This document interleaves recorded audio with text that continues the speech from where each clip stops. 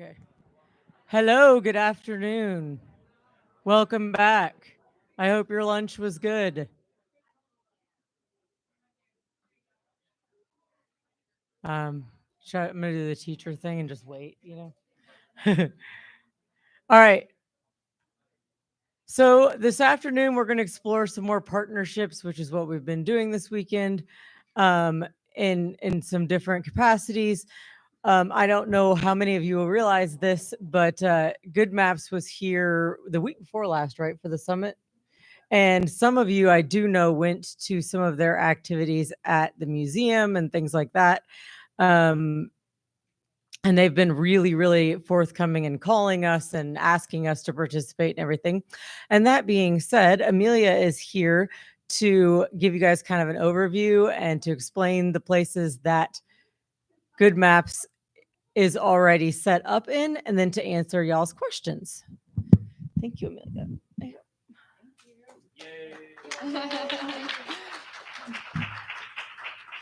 Hey, everybody. Hope everyone's having a good Saturday. Um, I guess I just wanted to ask how many people here have even heard of Good Maps, or has anyone had a chance to actually use the app? Oh, awesome. That's so cool. So, I'm going to go over a little bit just about Good Maps, our mission, what the app does, how it does it, and then I'm going to do some Q&A at the end. So, Good Maps' mission is to enable the best indoor navigation experience for everyone. Inclusive by design, our app enables effortless navigation and interaction in complex indoor spaces, providing a straightforward and seamless experience for everyone. With a user friendly and efficient interface, Good Maps enables everyone to explore the indoors with precise accuracy. Good Maps is based in Louisville, Kentucky, and we were spun out of the American Printing House for the Blind in 2019 with the goal of making a leap in the quality and scale of accessible navigation. Realizing that accessible navigation was limited by the lack of indoor digital mapping, the Good Maps platform and company were born. The company's mission is to improve the accessibility, safety, and inclusivity of indoor spaces. Good Maps does this by creating and maintaining accurate digital maps, providing revolutionary indoor positioning technology, and delivering a simple and intuitive wayfinding experience for everyone. Whether you're a person who is blind, has low vision, a mobility impairment, or are neurodivergent, deaf, or hard of hearing, any visitor looking for a more stress-free, enjoyable visit to multiple venues, Good Maps provides accessible indoor navigation. Visitors simply download the free app Good Maps Explorer, which is available in the Apple Store and Google Play, and can then access precise turn by turn directions via guided audio or visual navigation in the app. The app gives users real time directions to bathrooms, information desks, exhibits, concessions, and more, all from the palm of their hand. How does Good Maps work? The power of Good Maps lies within our technology, a revolutionary combination of LiDAR and camera based positioning. The process is a simple rollout for venues. The Good Maps team scans the venue using state of the art LiDAR technology, a technique that uses pulse lasers to generate 3D spatial images, with the process completed in less than a day. Over the course of the next several weeks, the scans are then created, or the scans are used to create secure digital maps of the venue. When a user downloads Good Maps Explorer, the magic starts to happen. Their mobile device leverages camera based positioning to know their precise location as they move through the space, relative to the venue's maps, enabling the app to provide precise directions from wherever they are. Good maps can be found in large commercial spaces across the US, the UK, and various other countries. Some of our most notable achievements have been working within the Louisville community with APH to create a smart cities initiative comprised of the Louisville Airport, the APH Museum, the University of Louisville, the Fraser Museum, and the KFC Yum Center, and more. We have a large presence in the UK working with rail stations to make traveling more accessible and inclusive with TransPennine Express and Network Rail. We've also started a pilot program with Walmart in Mexico City. Getting involved with Good Maps is an excellent way to contribute to the advancement of accessibility and navigation technology.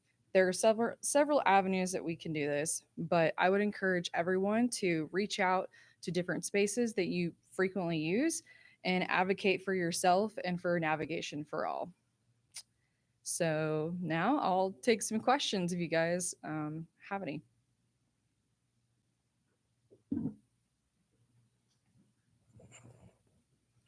Hello. My mom was just trying to look for the app, and um, so does this app require like any in-app purchases or anything? Because I hate apps that do that, and it really kills me. Yeah, so the app is free.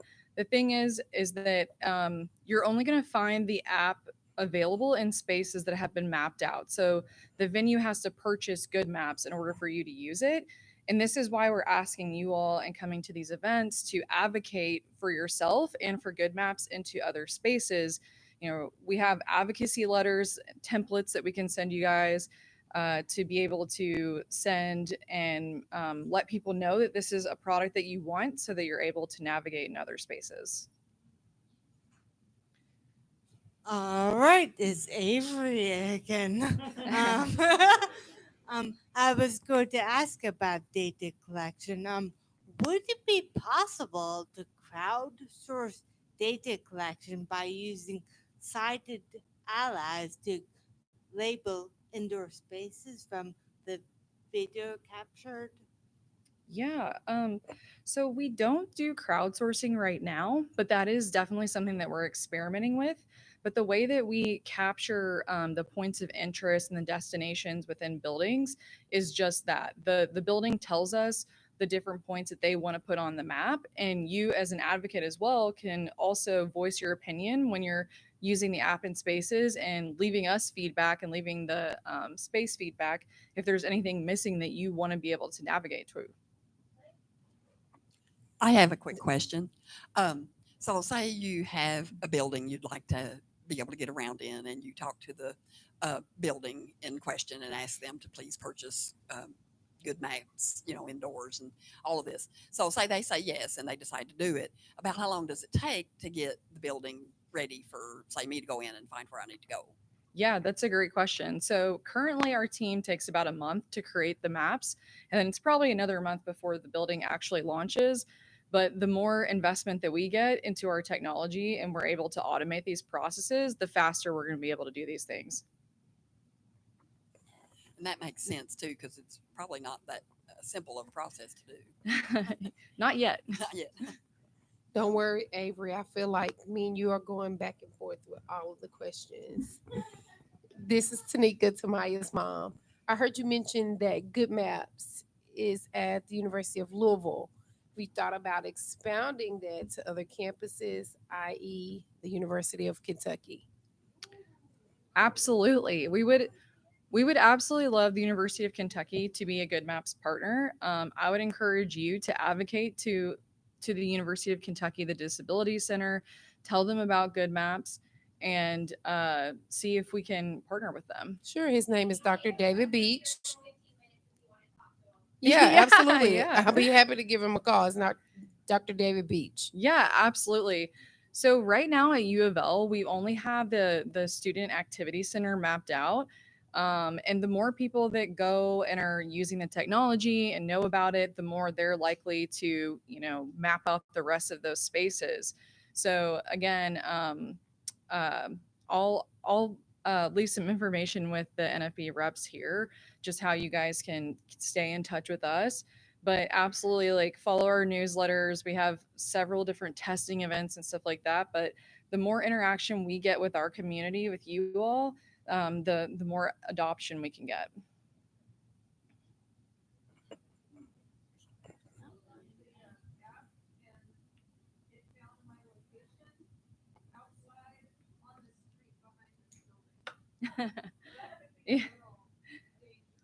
Yeah, so there's not good maps here in this building mapped out. So it's, yeah, I know. It's frustrating when you go to a space and you want to be able to navigate. So again, this is why we're just asking you guys to advocate to any space that you go to. Let them know about good maps, and helping us spread awareness and being able to adopt indoor navigation. Hi, my name's Tamaya. I have a question. Like, when I went for get good map,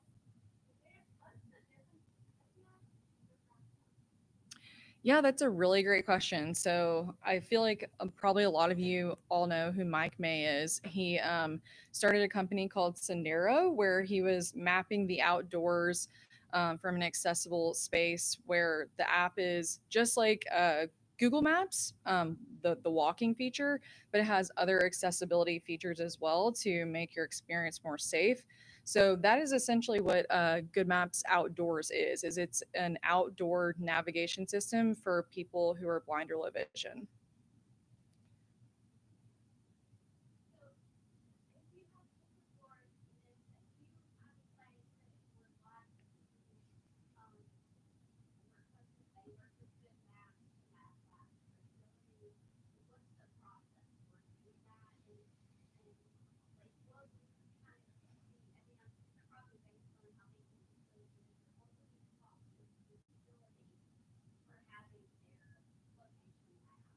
Yeah, that's a good question. So, the process right now is kind of being pioneered all over the place.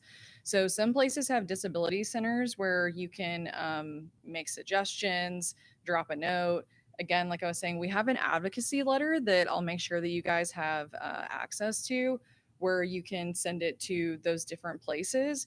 But going in and when you're talking to like the passenger assistance people or whoever the facilities people that you normally have to engage with, letting them know that Good Maps is there or writing a letter, writing an email to those spaces. I mean, we're very grassroots in getting that around. How much does it cost? So our pricing model is based on square footage. So we also have a yearly licensing fee too.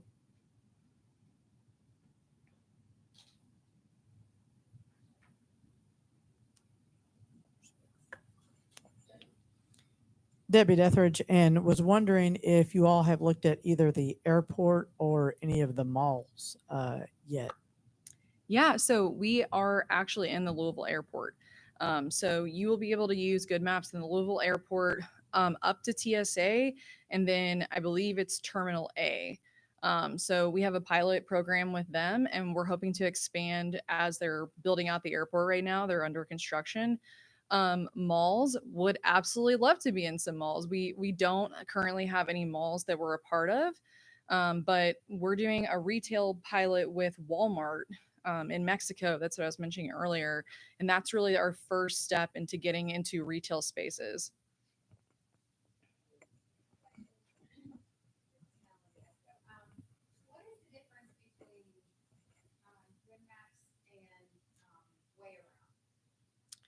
I'm actually not familiar with Way Around. Yeah. Do you mean Waymap or?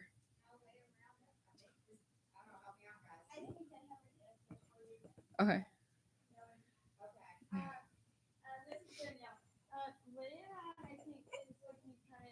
You have like tags that you use. So I gave, from my understanding, and if I'm wrong, I apologize, but this is my research, is that you would create your own, kind of similar to like Clue, which is another indoor navigation, but you create the map, like you do the route, and then you can redo it, save the route. Versus Good Map Indoor is the map done for you.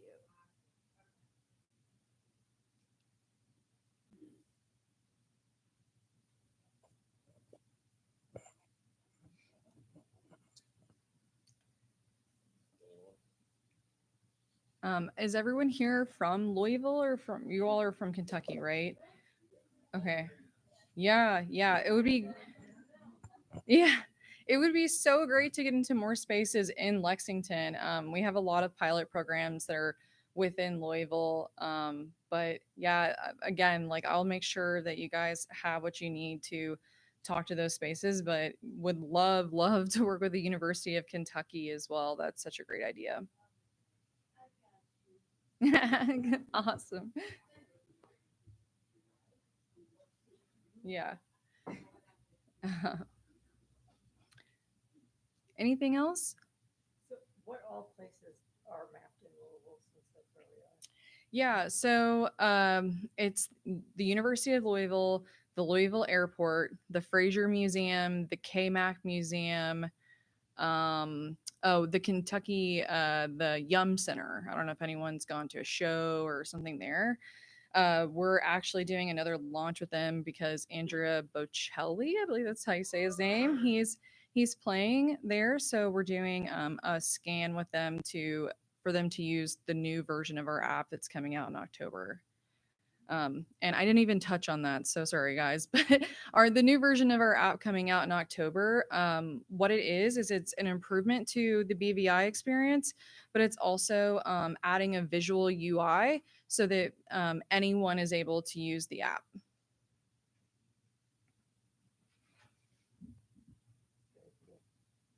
What does that mean, a visual UI? What is that? Yeah, so it has an AR component and it has a map on the screen because currently when you use Good Maps, it is using voiceover and there's text on the screen saying go left, go right, 300 feet. But the new app actually has an AR feature where you're able to see arrows in the space to direct you. And there's also a map on it where you can see an actual line of where you are in that space.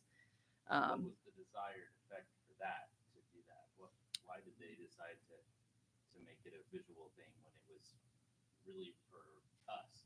Yeah, that's a really good question. So the idea was inclusivity because while we were born out of APH and our main mission is to work with the BLV community, we also want people who are deaf or hard of hearing, neurodivergent, and people who are sighted who might have travel uh, problems, just getting around to be able to use indoor navigation.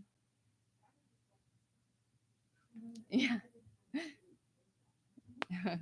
Yeah, it's a big part of the visual component too is that you're able to research and save routes before you even go to a space with the new app.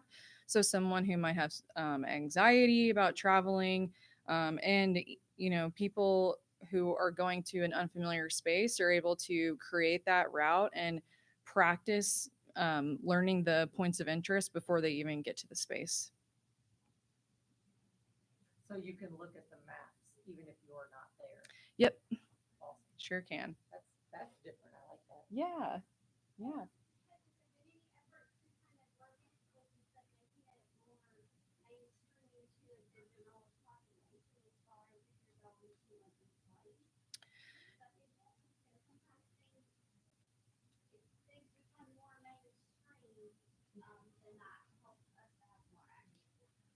Absolutely. That is 100% our goal.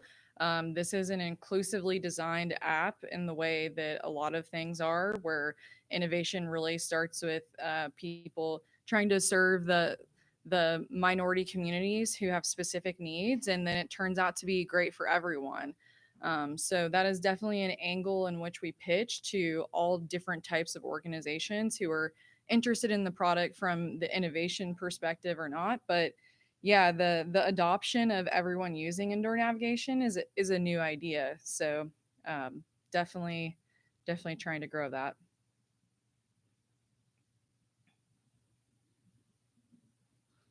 Anybody else have a question?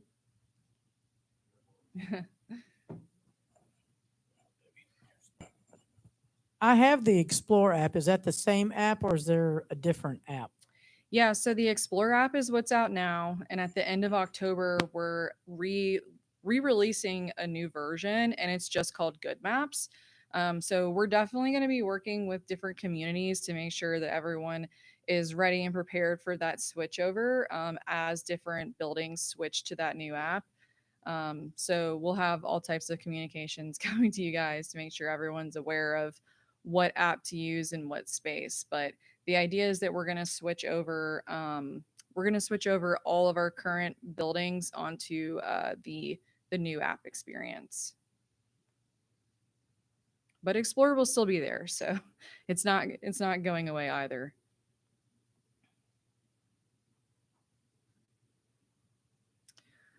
Well, thank you guys. Very much. Thank you. for Yeah. coming. Thanks. I really appreciate it. We really appreciate you reaching out so often and keeping us in the loop. I actually did not find you all. You all found me, so I like that. Do you guys want to do a door prize? I know you do. Yes, I was thinking the same thing. Great minds and all. See, I'm trying to behave and remember. You're doing a good job. there. Thanks. So, all right, we have coming up. And this, it looks like something you could put orange juice in. Is that right, Sandra? This is something that you donated for the prizes? Orange juice. Well, now she's worried. Like, Oh, it's like a carton. Yes, juice and water pitcher, and that is paired with a mug that says, "Blessed is the." Sorry, there's plastic. Blessed is the man who finds his strength in the Lord, with the cross, and it's a metallic blue. All right. My husband would say UK blue. Ah, so it's pretty. Okay, so this goes to oh, McKenna Harrod. Oh, yay, McKenna. All right. We might. Poor thing. Gonna get blessed as the man mug, but that's still cute. Somebody might have to trade her. Should give it to her dad for Father's Day or something. I don't know. Do you guys want to do one more?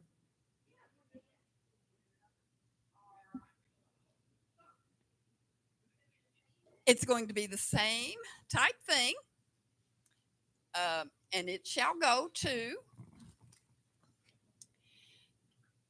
Kate Stamper.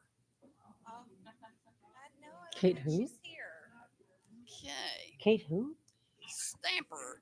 Oh, okay. I couldn't hear. Okay. Try this again. How about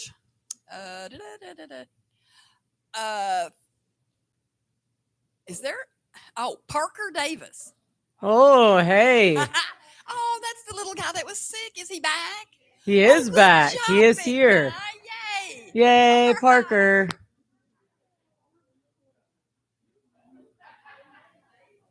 Angela. Oh, okay. That answers my question. No, UK. And then they're here. She went out to get them. Laura, do you know if they're already here? Just do another door prize. Okay. Okay, we have two more door prizes for this afternoon, so we can go ahead and do one now, one at the end, right? Want to do that? Yeah. Okay. Okay. Hey, All right. go for it. Okay, this one is We have a goodie bag here. We have, this is like a beach bag for your phone that you put it in so that your phone doesn't get waterproof. It's waterproof, yes. Awesome. Necklace. Does it come with a beach vacation? Oh, I just want to know. We have a necklace. We have a candle. We have a fabulous bell shirt. All right. All right. And this shall go to, all right, let's see. Sherry Anderson. Shari? Shari Anderson. Not here. She's not here. Oh, no. All righty then. Let's try again. Wasn't she here just a minute ago? Didn't I give her a bottle of water? No. Oh, okay. All right. This is Mary Harrod. Woo! Okay. Is it rigged? Because that family just got two in a row. I Just started saying. to ask the same thing. I think that's pretty cool. All right. Angela. Yes. Do you want to, Angela? Would you like to introduce? Thank you.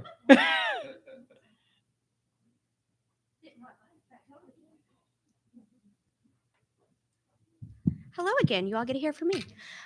So our next speaker is Dr. Donna Lee from the University of Kentucky. She is the program director, is that correct? Or the program head? Coordinator, that word, for the TBI and O&M programs at the University of Kentucky. So without further ado, Dr. Lee.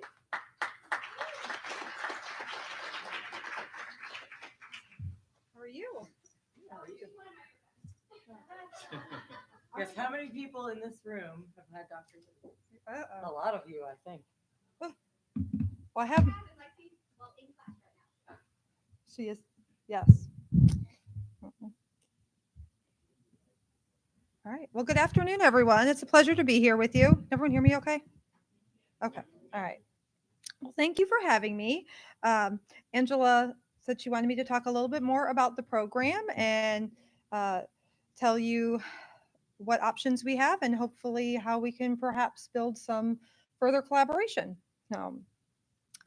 Uh, so just to give you a little background, there are 3 faculty members who make up the faculty. There is myself and Justin Kaiser, who is a teacher of the visually impaired and orientation and mobility specialist, as with Dr. Amanda Lannon, who is a teacher of the visually impaired, and she is blind herself as well.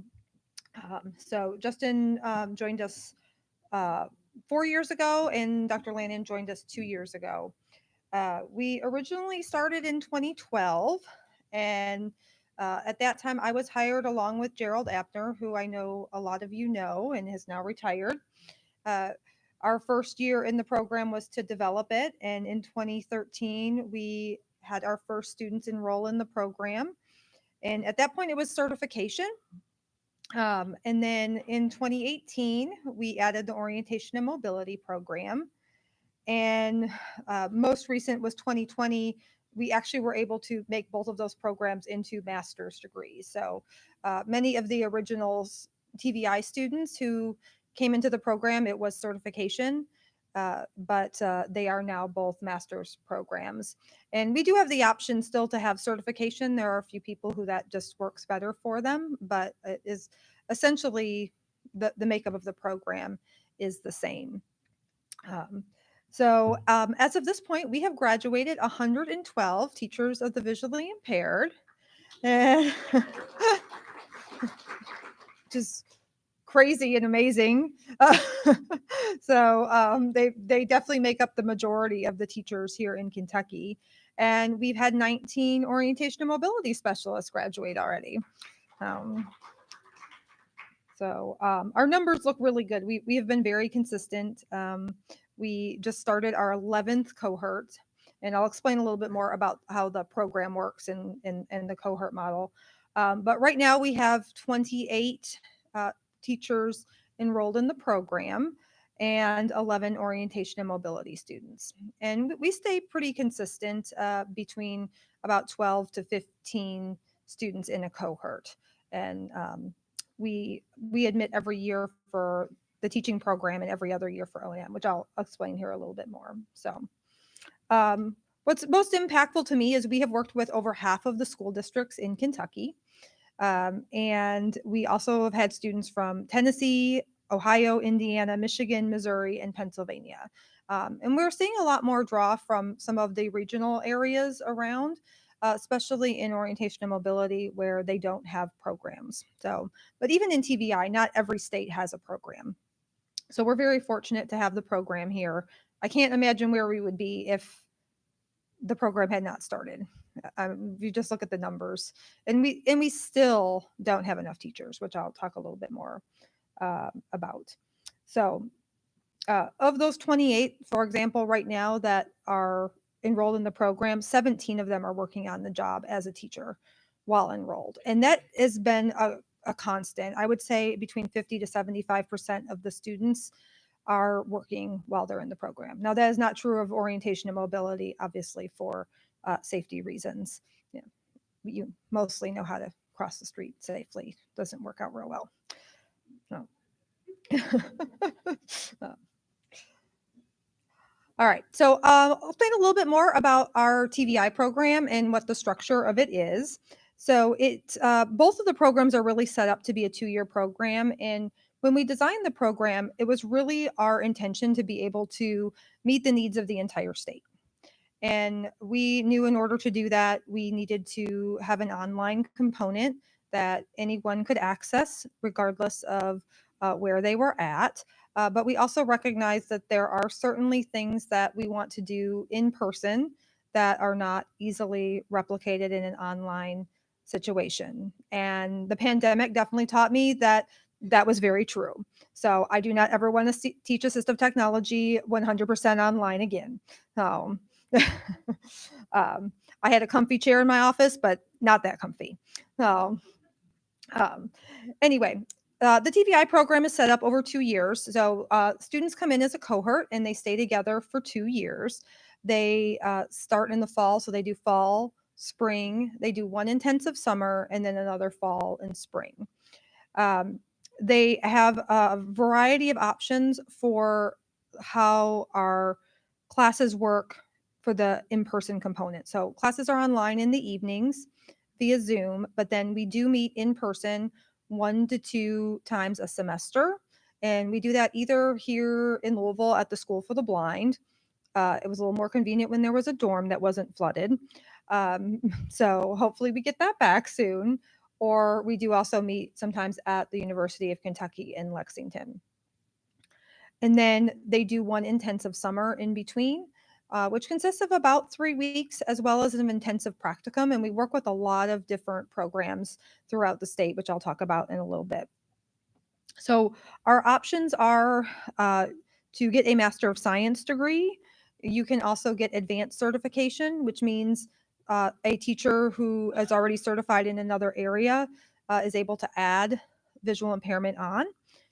We have an alternate certification program, which means you have a bachelor's degree in an unrelated area. So you're getting a initial teaching certificate in visual impairments. And then we have just a base initial certificate for, again, someone who does not have a education degree already. Our sequence of classes that they take in the first fall, they take Intro to Visual Impairments and our first Braille course. In the spring, they do methods and our multiple disabilities. Summer is assistive technology and what we call our expanded core curriculum class. So it has a really broad focus in the ECC, but really big emphasis into daily living and orientation and mobility. So they learn basic mobility skills as well as cooking under the blindfold and home living skills and so forth. Their second year in the fall, they take assessment and anatomy, and that's where I have a group over at KSB right now. Actually, hopefully they'll be okay in about an hour and a half when they start dissecting eyes. So some people are really excited, and I have a few who are really hoping they don't pass out. So I just told Dr. Kaiser to make sure he gets pictures for me. So they really do make the great pictures, especially when they start turning green. And then finally, their last spring, they take their second Braille course, which focuses on both UEB and Nemeth math. We do some foreign language, formatting, and a little dabble in music, which nobody appreciates me singing, except if you're under the age of 3. So Toby might be okay with it, right, Angela?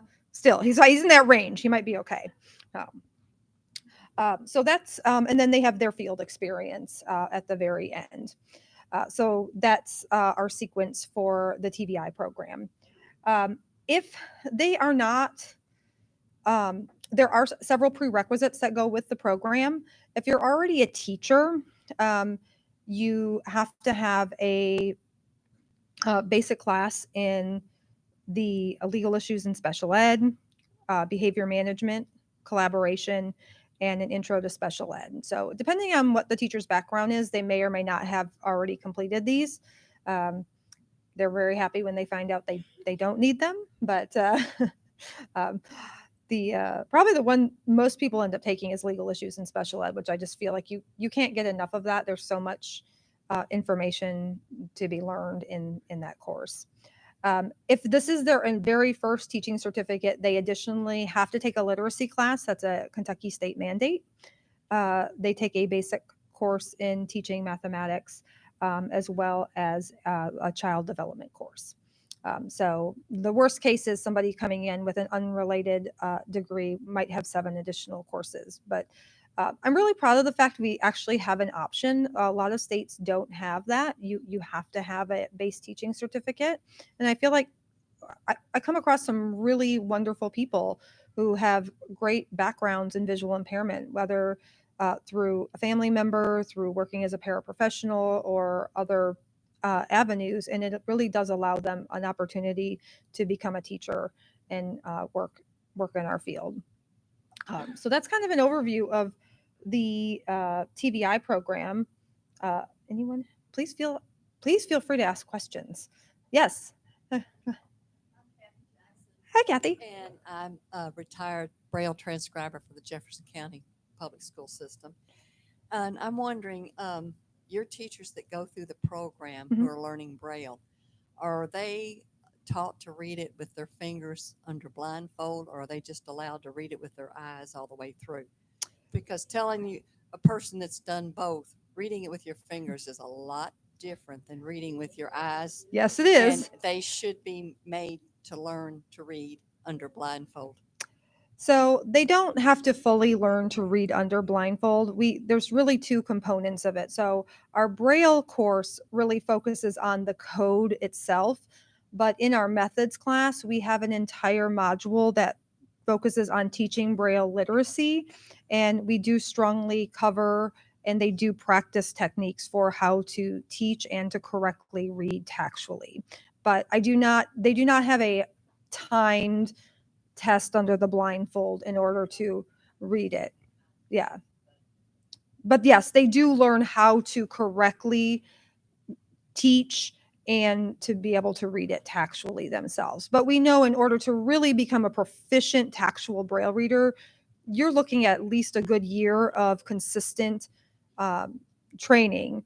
And the reality is, just in the sequence of how a teacher training program works, we just can't put that level of time into the actual textual reading. But nobody should be leaving my program without the knowledge to be able to effectively teach that. I kind of joke with them a little bit sometimes. I tell them how I teach you to teach Braille is how you should never teach someone to actually really learn Braille. But again, we're kind of taking a different approach of, they have to understand the code. And so much of what they do is transcribing back and forth. So they're either taking something the student does and putting it back into print, or vice versa. And I read a lot of Braille. I think anyone who's been in my program knows that. And I mean, I'm a pretty fast visual Braille reader. I can read it textually, but not fast by any means. Yes. Okay. I don't know how to word my first question. I don't offend easily. It's okay. No, it's nothing. So I am currently a graduate student getting my master's in counseling. Okay. But I am interested in the visual impaired certification. Okay. How would that, would I just have to try to take the initial requirement classes? So how it works? So there is no longer a GRE requirement. So you would have to have a bachelor's degree and a minimum of 2.75 GPA. If you meet that requirement, you are eligible to apply to the program.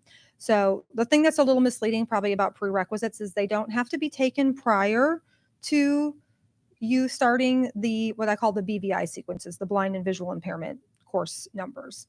They can be taken consecutively. So I have some people who are able to take more than 2 classes a semester, and we build them into the program and they take them throughout it. I also have people who go back at the end and pick up those prerequisites.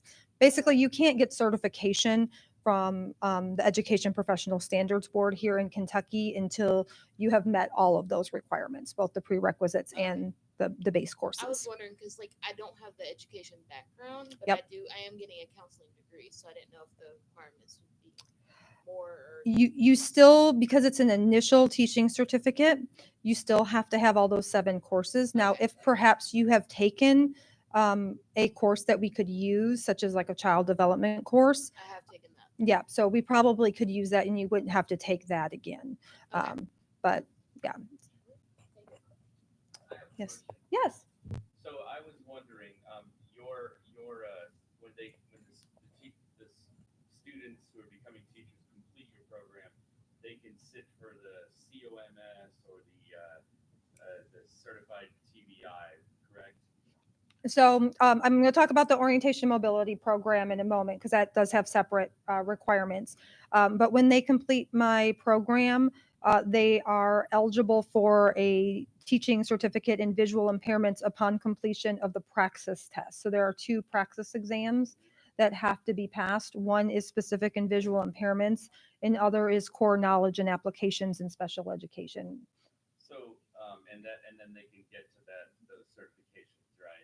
Yes. Yeah. Yes. So I was going to ask you, only one university in the country recognizes. There's another certifying body that. NOMC? Yeah. Yes. Yeah. Only one university recognizes that.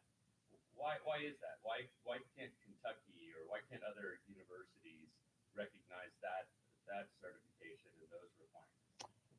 So and please let me know if I'm wrong. My understanding is the NOMC certification is specific for orientation and mobility. I'm not aware that there is one Yeah, they in have a teaching. teacher of blind students. So, That's what it's called as well. Yeah. so that ultimately is not a call we get to make. That is a call by each state agency. So every state has their own certification process for teachers. Trust me, I wish there was a national one, but it it really they have to meet the accreditation standards that are set up by the state itself. And not every state transfers to one another. They're trying to, there's something that just um, it came out. It's a reciprocity agreement. And I believe right now there's 9 states, and Kentucky is one of them, that is now going to offer reciprocity for teaching certifications to make it much easier for people who are, moving between states. It really got started because of military families and how often they move. And you could imagine being a teacher in a military family, your spouse, and you're constantly moving around and you move from state to state and you're certified as a teacher, and then you go to the next state and you're not, and you go to the next one and you are, and back and forth. So they're trying to work on that, but it really is a state issue. It's not something that as a university we have any control over. And It's, the state of Louisiana just happens to acknowledge this type of certification, and Kentucky doesn't. well, is it an actual degree or university program? Yeah, it's Louisiana Tech University. Yeah, as long as they meet, I mean, if they're meeting the standards of, it's really the Council for Exceptional Children that really sets the overall standards for teacher of the visually impaired. So if they're meeting those, that any university should be able to meet that. That's what I mean. I was Yeah. wondering if that's something you would consider looking into, because we find that the training that the teachers are going through in that program, it's a more concentrated training in what's called structured discovery method. Yes, I'm familiar. And which is more of a how blind people learn, rather than go to this route to this route to this route or this. It's just a little bit of a different process, and I always find it interesting that I've seen presentations like yours, and yours sounds like an excellent program. And I just wonder if you would be interested or be willing to even just review and look at that type of training and see if that's something that you could incorporate as well. I am always open to looking at new and better ways we can improve our program. As long as, and this would be true of any university, even in Louisiana, as long as they're meeting the base requirements that are required for teacher certification, anything that goes beyond that is, perfectly acceptable. Maybe that's not the right word, Yeah. but yes, you have to meet those base requirements that are set forth by the state. Yeah. So, and some of them I may agree with, and some of them I don't, but they all have to be addressed throughout our courses. Every course we have has to be aligned to those standards, and they all have to be covered, and we have to show evidence of that for certification. So, um, so yeah, I'm always interested in learning in ways we can better improve as long as we're meeting the base of the standards that we have to. Thank you. So, sure. Yeah. Glad that you're here with us today.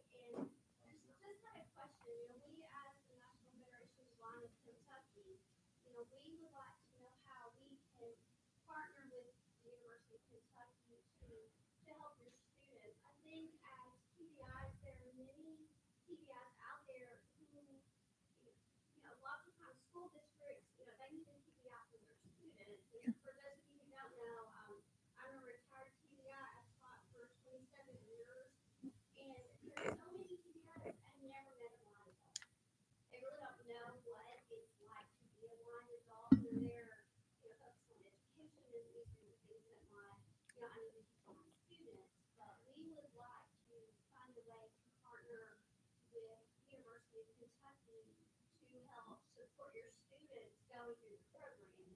And is there any way that that we can work with you to partner with you to help the future teachers, because ultimately they're the ones that are helping our blind children or maybe helping them as they grow up. Sure. I would love to explore more ways. I can assure you that nobody goes through my program without meeting many individuals who are blind, including our own faculty member who is. So they definitely get that experience. I, I know many of you here.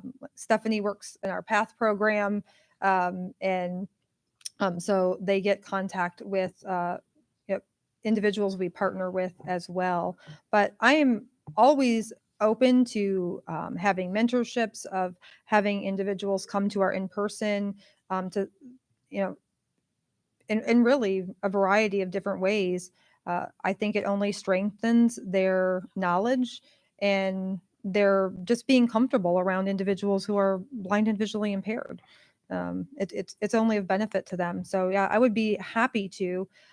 We do also have an advisory board meeting, and I know I sent an invite out last time, and I don't think I got to the right person in, who was president, but we typically always invite whoever the president, or if there's someone else they would like to come to our advisory board meetings that we have once a year. And our advisory board meetings really go over the state of the program and really looking at ways that we can change and improve. And I'm very proud of our program, but there is always room for improvement, and I welcome ideas that can continue to make it stronger. And as times change and things change too. Just because we've always done it one way doesn't mean it needs to continue to be done that way. I don't know if that's something that would be better done in like a smaller focus group, that we could look at some ways that could happen, but I would be happy to do that. Oh, okay.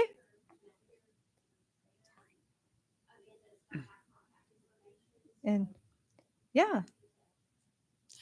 I mean, we meet about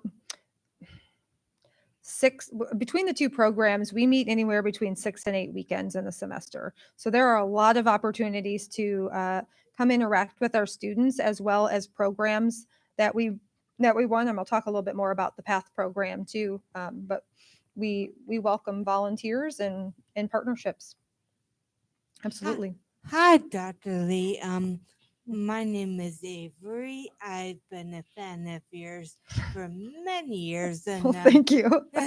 Trisha Coughlin says hello. Aha, yes. She's amazing. She really is. My question is about funding. Do you offer any funded positions in your program? As in like faculty positions or teaching? No, like student Oh, fellowship. students.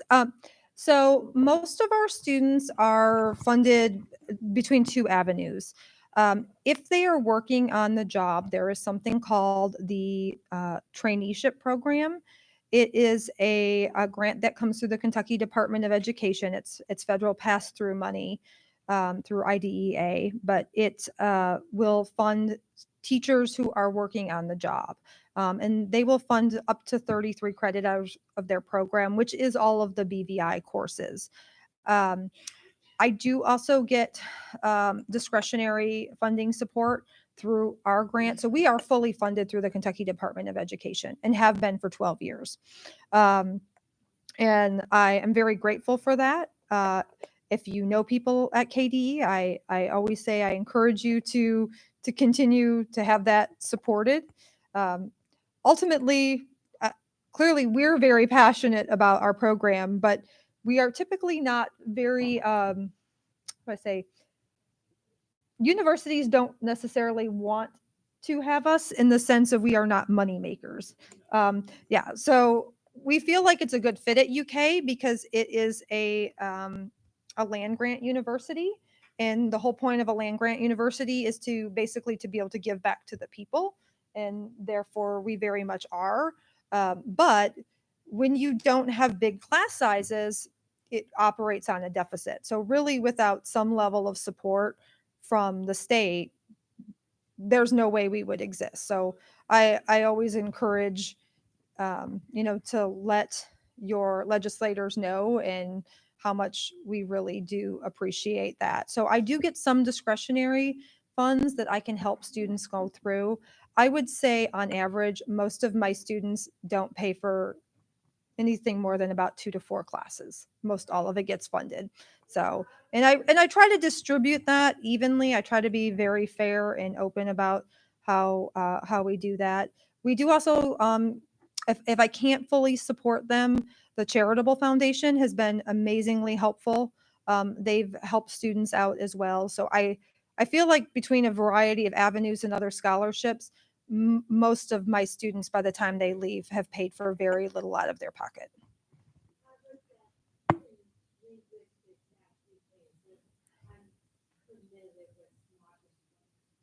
Yeah. Yes. Yes.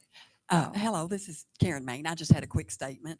Sure. I want to thank you for teaching your TVIs Braille, and so they can teach, because Braille was kind of sort of, we were worried it was going to disappear. But hearing that people are learning it so they can teach other people how to read it makes me very happy. Yes, Thank I'm you. very passionate about Braille. I teach both of the I'm- Braille courses. I think So- anyone who's been through my program knows I'm very tough about it too. I love my Braille. So Well, I do too. No. See? Just a quick comment about the certifications. Sure. Kentucky already does recognize the National Orientation and Mobility certification. We've recognized that since way back in early 2000s. My daughter is a NOMC and does contract work with the state. So Yeah. I'd hope we could bring in the education portion to round it all out. And I mean, so this is really a bigger question. If they have a teaching certification in visual impairments in Louisiana, I don't know if that transfers directly to Kentucky or not. So yeah, they would have to, it would go again through the Education Professional Standards Board to be reviewed. And I'm not sure, I can go back and look in our program notes. Like I said, they just announced the reciprocity. I don't know if Louisiana is in that or not. I think they're very hopeful that more states will add that. So ultimately, if Louisiana is a part of that, then if they have their certification in visual impairments there, that would transfer here to Kentucky. Is Utah part of that reciprocity? I'm not sure. I would have to go back and pull like I said, they just announced this at our last meeting like 2 weeks ago. And I don't recall exactly which states it was, but I can look. Because there is such a shortage Yes. across the country that needed to happen. So glad. Yeah, I can go back and look, and I'm happy to share with you what states that are participating in that. I'm very happy about it because Do you do the adult VRT? we do not. We do not. I think there are only 3 programs in the country that offer a VRT. I wish there were more. There's no way we could do it without adding more faculty. And because our program is supported through the Department of Ed, that is not something that would have to really come from another branch of government that is at the adult rehab sector. Yeah. So, Good afternoon, do- Dr. Lee. I just Oh. wanted to say hi. Didn't think I'd be able to catch you before you got out. So Oh. I just wanted to say hi.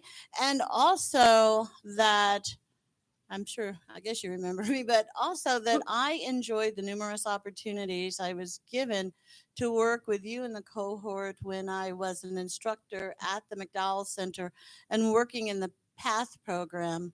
And in these endeavors for our organization to establish a meaningful partnership between our organization and the university, um, I can say to the other members that your willingness to listen to those that you have in partnership is definitely appreciated when we as blind individuals and I as a blind instructor would come to you and talk to you very candidly about some of the members and express concerns. And I watched you take those into considerations. And so in moving forward, I just want to say thanks and look forward to an opportunity to work with you again.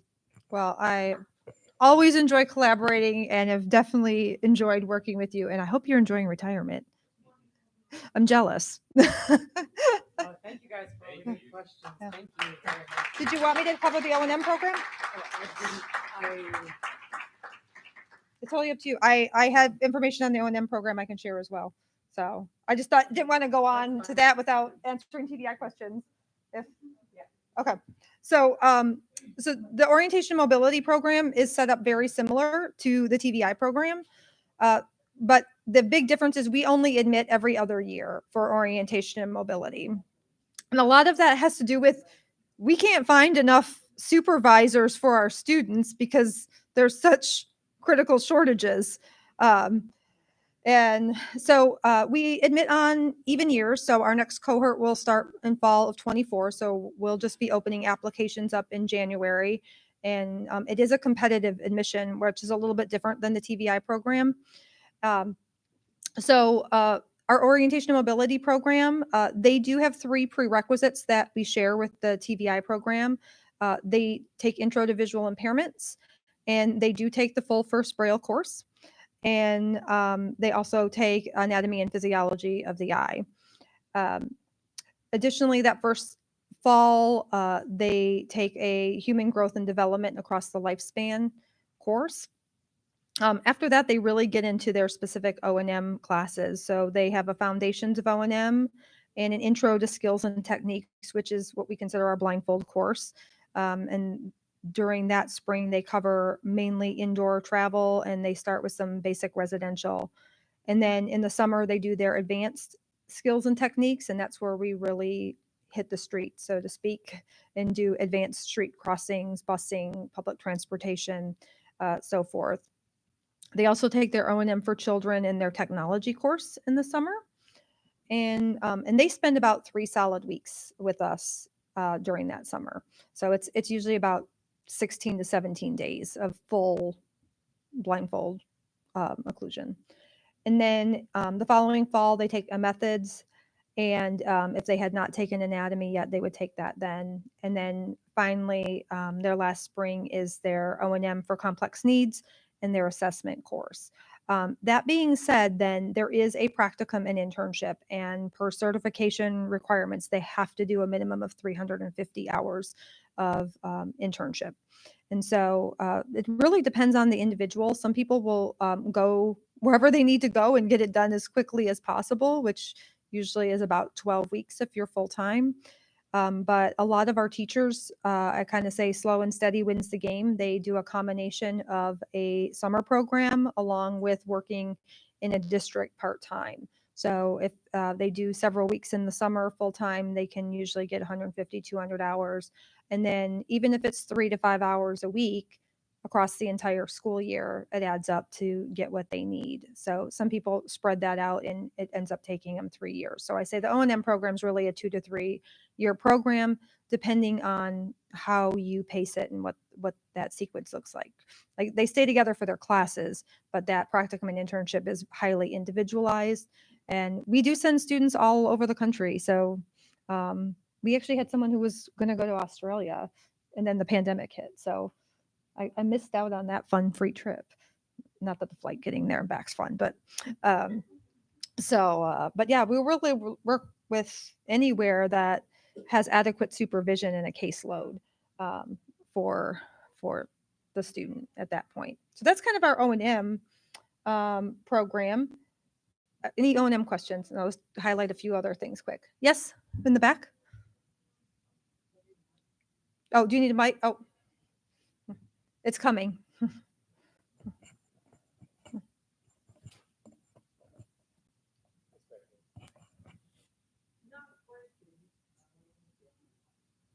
Is it working?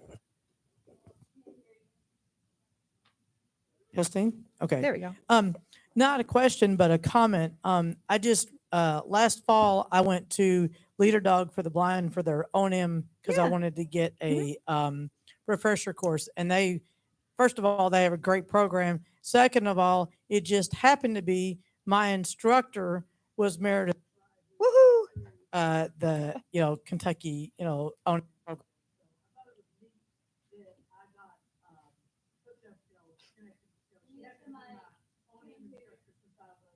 Kentucky. Yeah, I know it's.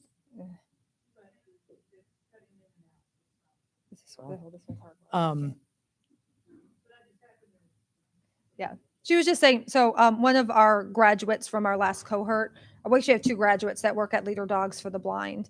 And so yes, we are very proud of that partnership, and they're actually coming down next month to do training with our current cohort. So we're all excited, and we get some dog loving time.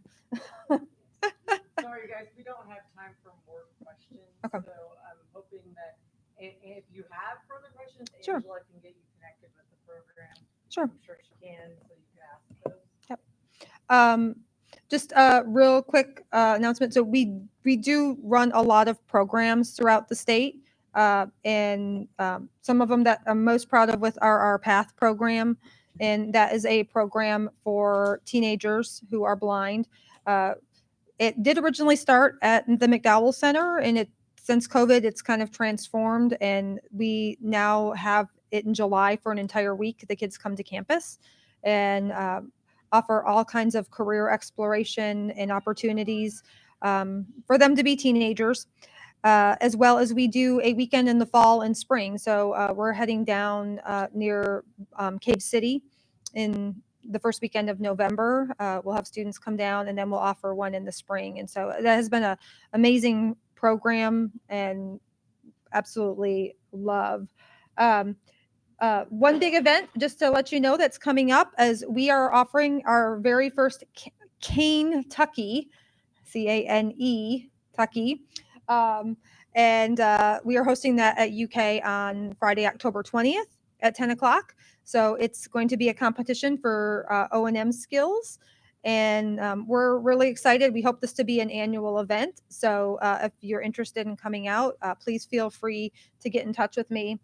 Angela does have all my contact information. I did have a little PowerPoint, and I can send that to you, Angela, if you want to share, because it just has all this information in that if you would like. But if you would like to reach out to me, the email is always very good, and Angela has my number as well. But my email is donna.b.lee. So DONNA.B as in boy .lee, Lee at uky.edu. And I'm happy to explore partnerships, and I appreciate you letting me share about the program. And I hope we can continue to work together through the future. So thank you very much. turn.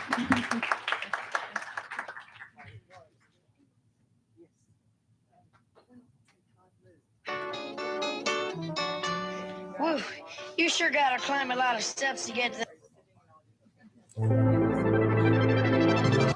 Very nice to see you. I work at you. My back hurts from that. Too bad about it. So. Well, I wonder who that scrap of paper is. I'm just a bill. Yes, I'm only a bill. And I'm sitting here on Capitol Hill. Well, it's a long, long journey to the capital city. It's a long, long wait while I'm sitting in committee. But I know I'll be a law someday. At least I hope and pray that I will. But today I am still just a bill. Gee, Bill, you certainly have a lot of patience and courage. Well, I got this far. When I started, I wasn't even a bill. I was just an idea. Some folks back home decided they wanted a law passed, so they called their local congressman, and he said, "You're right, there ought to be a law." Then he sat down and wrote me out and introduced me to Congress, and I became a bill. And I'll remain a bill until they decide to make me a law. I'm just a bill. Yes, I'm only a bill. And I got as far as Capitol Hill. Well, now I'm stuck in committee, and I'll sit here and wait while a few key congressmen discuss and debate whether they should let me be a law. I hope and pray that they will. But today I am still just a bill.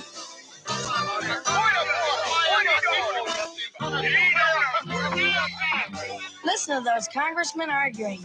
Is all that discussion and debate about you? Yeah, I'm one of the lucky ones. Most bills never even get this far. I hope they decide to report on me favorably, otherwise I may die. Die? Yeah, die in committee. Oh, but it looks like I'm going to live. Now I go to the House of Representatives and they vote on me. If they vote yes, what happens? Then I go to the Senate and the whole thing starts all over again. Oh, no. Oh, yes. I'm just a bill. Yes, I'm only a bill. And if they vote for me on Capitol Hill, well, then I'm off to the White House where I'll wait in a line with a lot of other bills for the president to sign. And if he signs me, then I'll be a law. How I hope and pray that he will. But today I am still just a bill. You mean even if the whole Congress says you should be a law, the president can still say no? Yes, that's called a veto. If the president vetoes me, I have to go back to Congress and they vote on me again, and by that time you're so By old. that time, it's very unlikely that you'll become a law. It's not easy to become a law, is it? No, but how I hope and pray that I will. But today I am still just a bill. He signed your bill. Now you're a law. Oh, yes.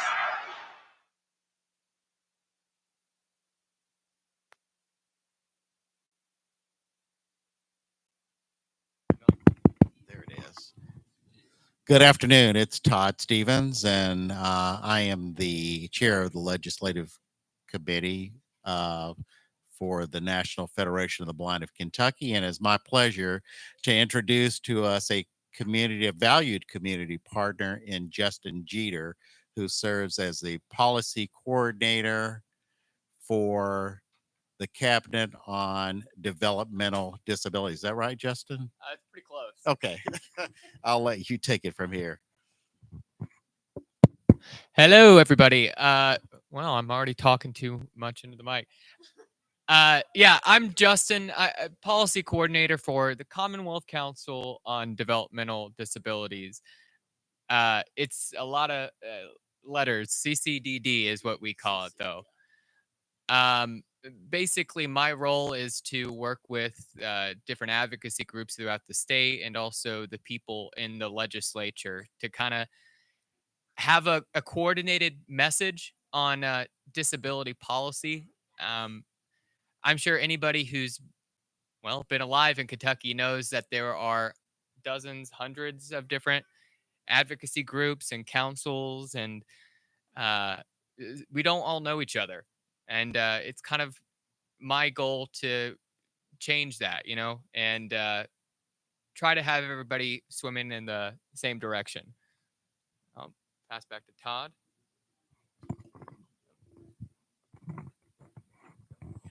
Okay. Keep going, and you are, and Justin, you're with it's Human Development Institute. Is that your employer?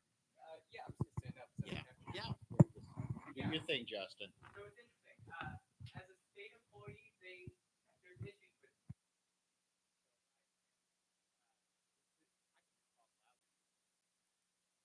Okay, gotcha. And hey, I'm also good with having one of these out in the, because I might ask questions. If I sound young, it's because I am, and that also means in some areas I am inexperienced. Talking to people is sometimes something I'm good with, but with anxiety, ADHD, sometimes I don't do as well. So I like just talking to people. That's what I'm better at. Talking at people is not my strength. But yeah, like he was saying, HDI is my technical employer, but my day-to-day work is with the council. I kind of just wanted to start off with a question for y'all. How many people are interested in law, in policy, in government?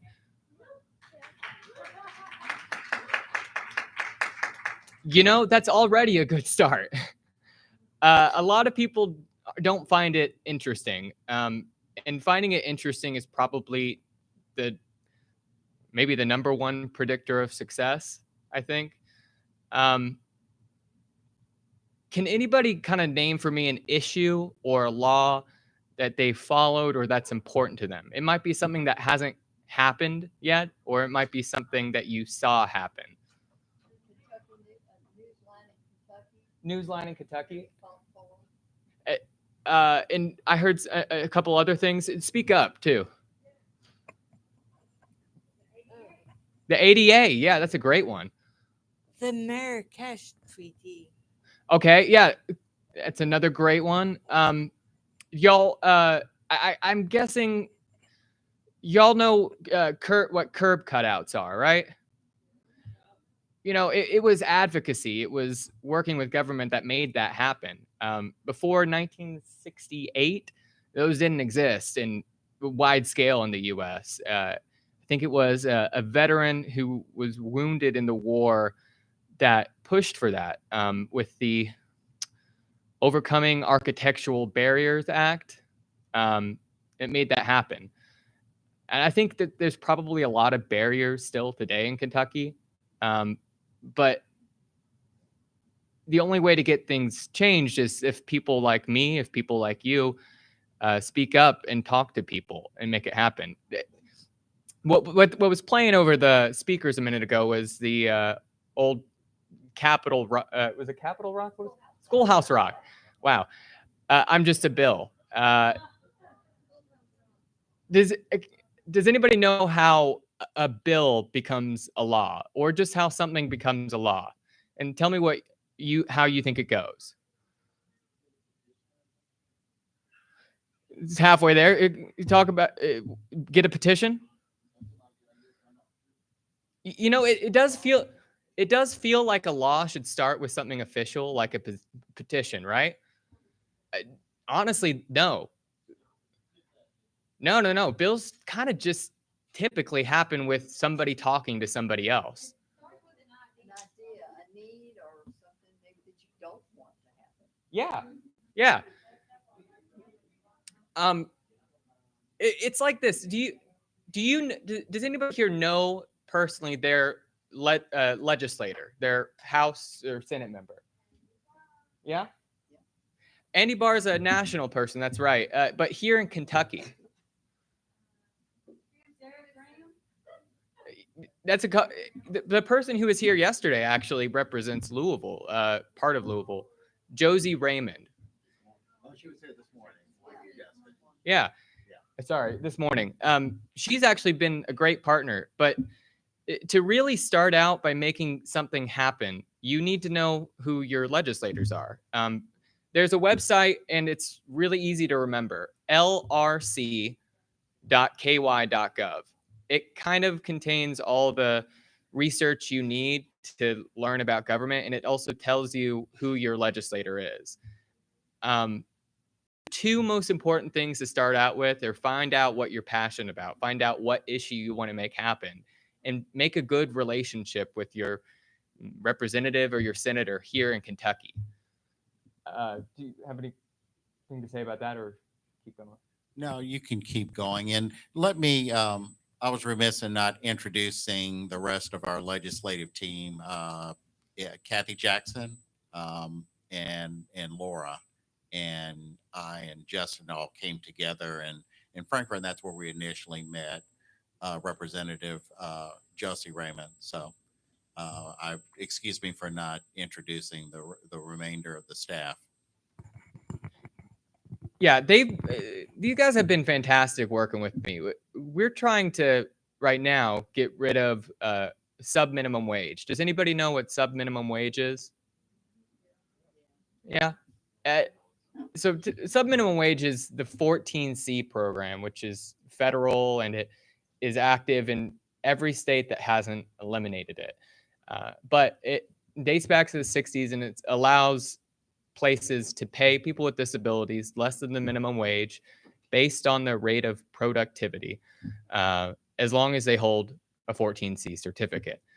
The productivity rate really doesn't end up playing out. Like, I think the evidence shows that people are paid way less than the work that they're actually doing.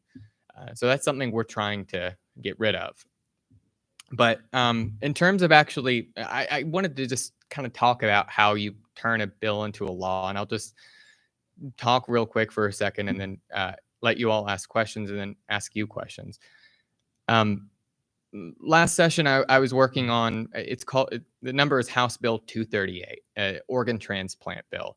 Basically, prior to that in Kentucky, if a doctor could use your disability status as justification for turning you down in an organ transplant.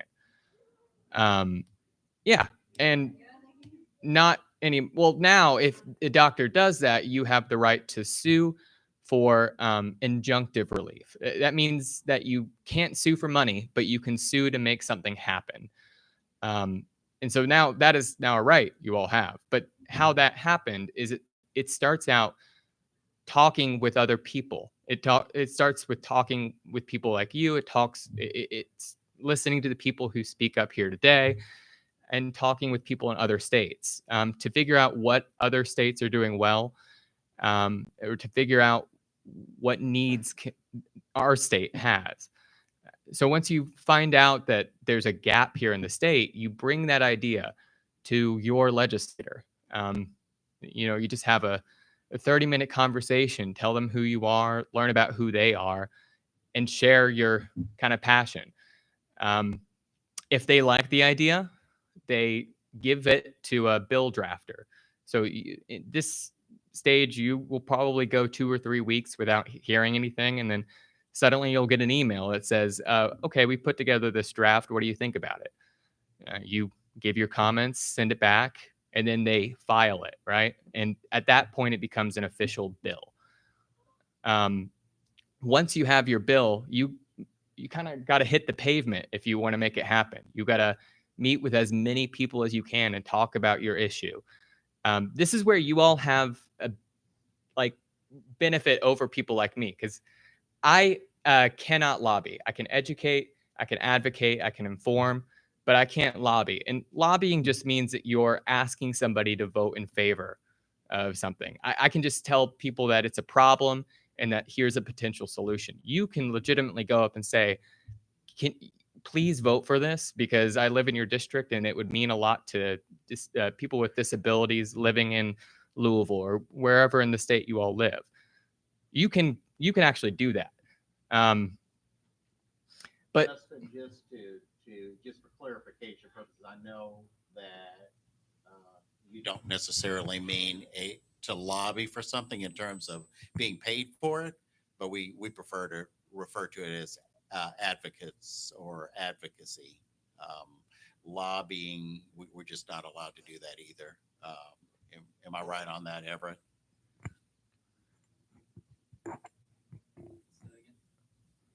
That we prefer to call it advocacy, not lobbying, because we are not lobbyists.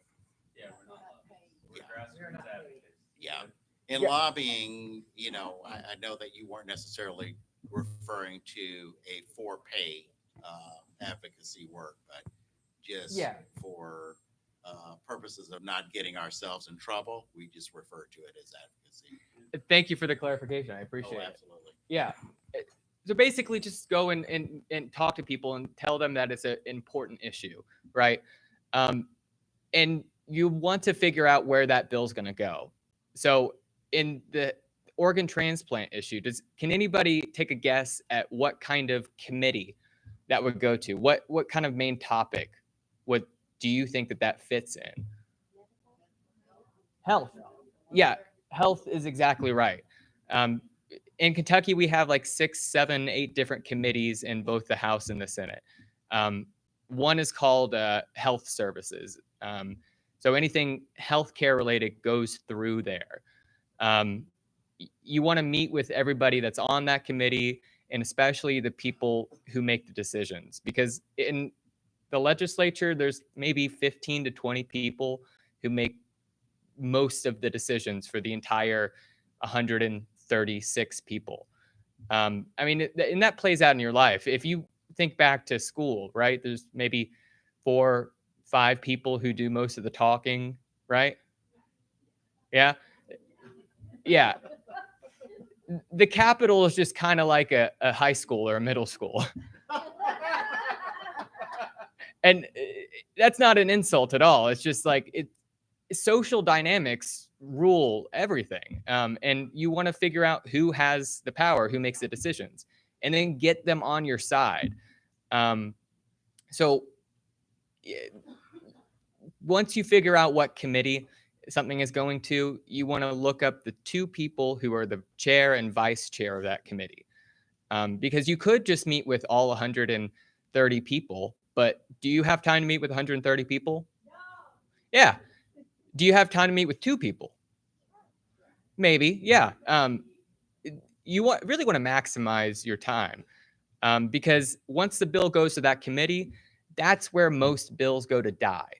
And dying just means that it goes to a committee and does not move. Nobody votes on it because nobody's interested in it.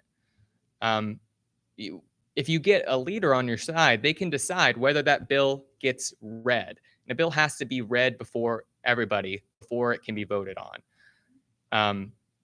But hey, let's say your bill just went to the committee, it got voted on, and they said yes.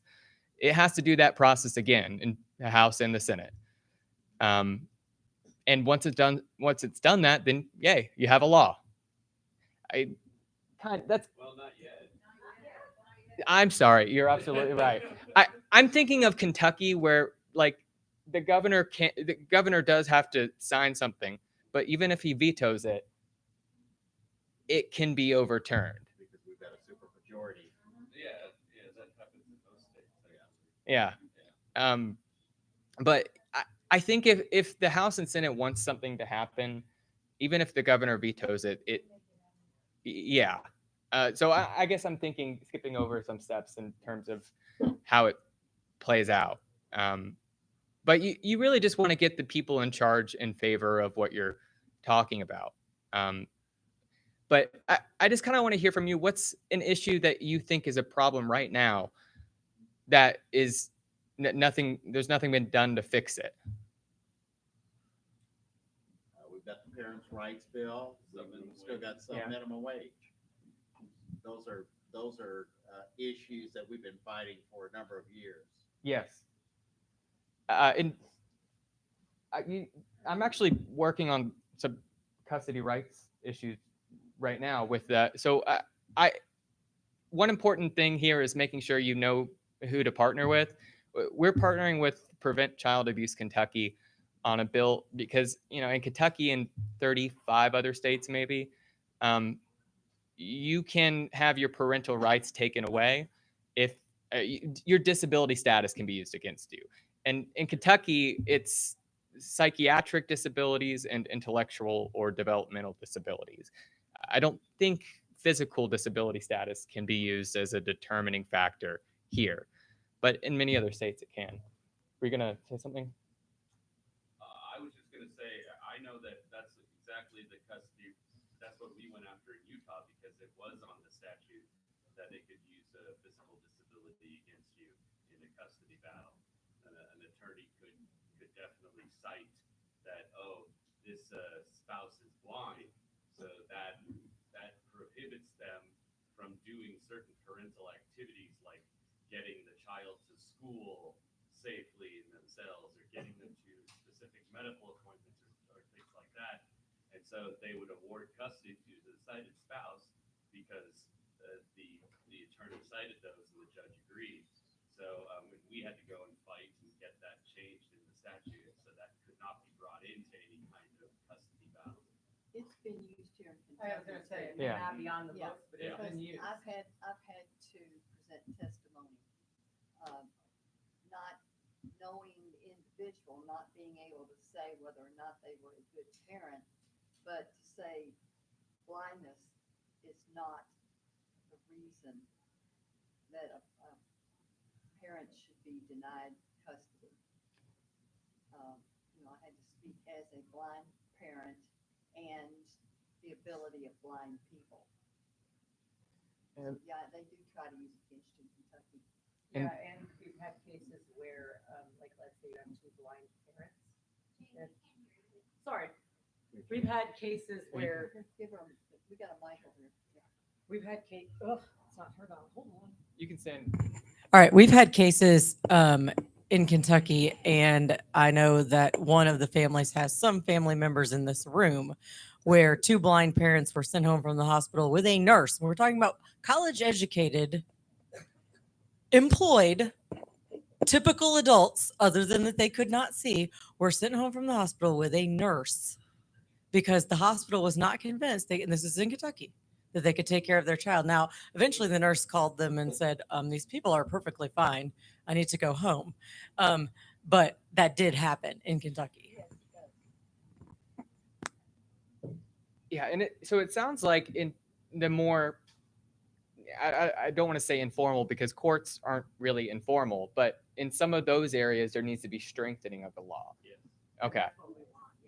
Okay, gotcha. Thank you. This is helpful for me to kind of make sure that we're editing a bill draft right now, and I want to make sure that that's included. But so for the people kind of it's sitting down right now, what is something that you encounter as a barrier every day that you think could be solved through a law or a bill?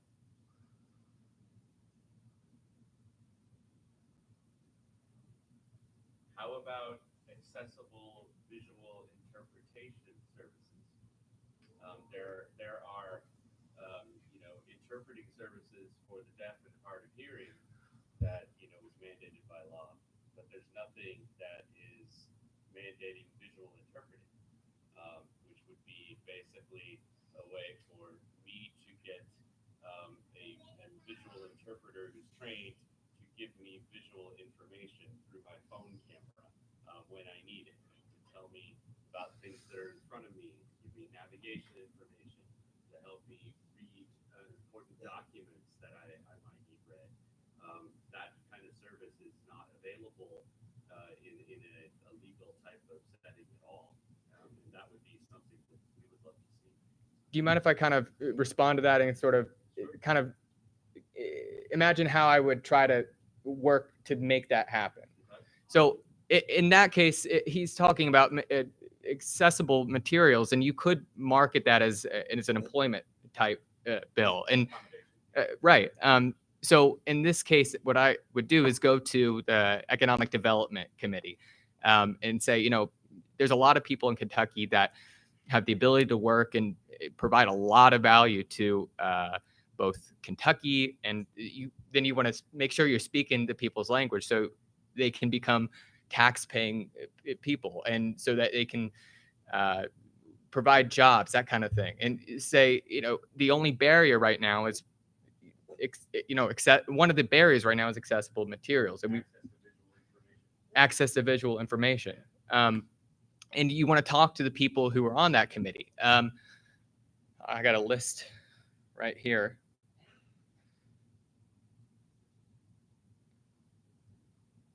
So in this case, you could talk to a guy named Russell Weber. So he's the House Chair of Economic Development. I know that Russell Weber has, I know he's done a little bit of work in disability related bills, but his big focus has been employment. And if you can convince him that that will provide a benefit to the state economically, if you can convince him that that will bring jobs to his district, that kind of thing, you can get him on your side. The biggest thing here is kind of like marketing. You can always make a connection with somebody if you know how to the right thing to right way to frame things.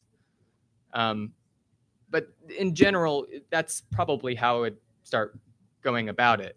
But are there any other ideas you all have? Yeah.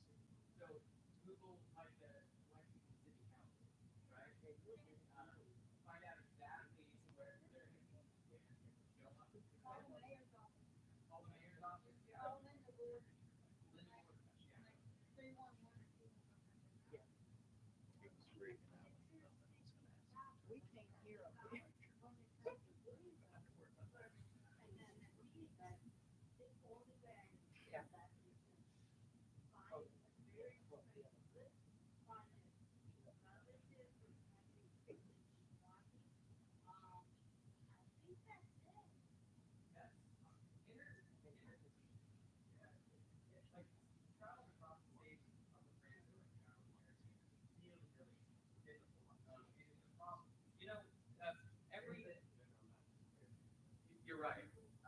But like Kentucky does something called long-term transportation plans. It's not the exact word, but in there, I just do my word search, for instance. Bikes and pedestrians are mentioned 2 or 3 times more than disability, air transit. It's an issue because a lot of times people with disabilities aren't advocating when they're making these plans, and that's something that a lot of people can do for them is find out where communities are going to be, and it's a thing that I can do a better job of too. Emailing people when committees are going to happen so that they have the information necessary to be a part of the conversation. Am I getting off track? What do you want? No, it's perfect. Yeah. We're enjoying it. I heard somebody else say that they have an idea too. Okay. Do I need to make? You have one right now. Okay. It. Okay. Can you hear me? Yes. I don't know if this would be like a law per se, but most states have a support service provider program, SSP program, for individuals who are deafblind to access their community, to facilitate communication with the public, to provide auditory and visual information, like for example, here would be really great. But Kentucky's program is really only through OVR in terms of like on the job and not really in the community. So the majority of the deafblind population here in Kentucky cannot access those services at all, and that's and Kentucky's one of the highest populations of Usher syndrome, which is, typically characterized by deafblindness. So If you don't mind me asking, are you still in school? Are you out of high school or college? No, I short I'm people sorry. problems.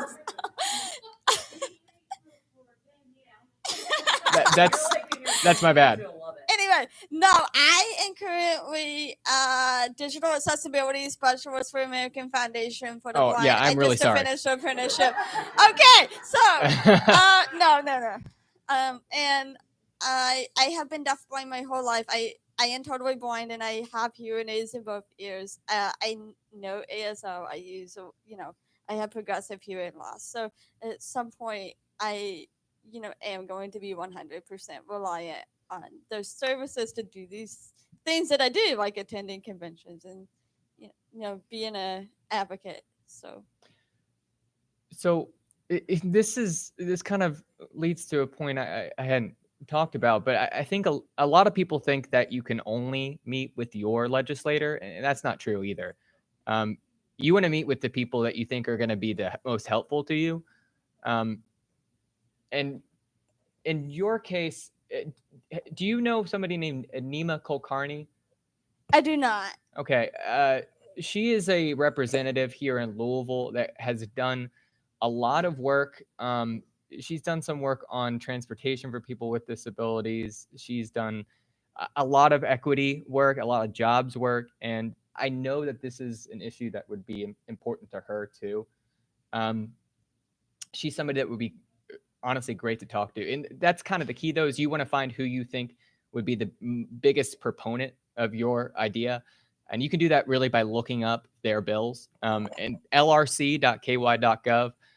Just start by scrolling through the committee that you think that would be closest relating to, and then look up their bills. Nima, Nima, Kulkarni, Kulkarni. Yeah, she.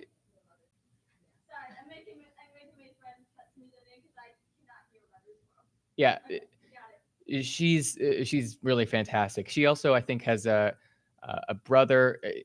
Her brother is autistic, I believe, and she really does have a passion for trying to pass laws related to help people. Yes. Justin, this is Tika Tamaya's mom. Hi, Tanika.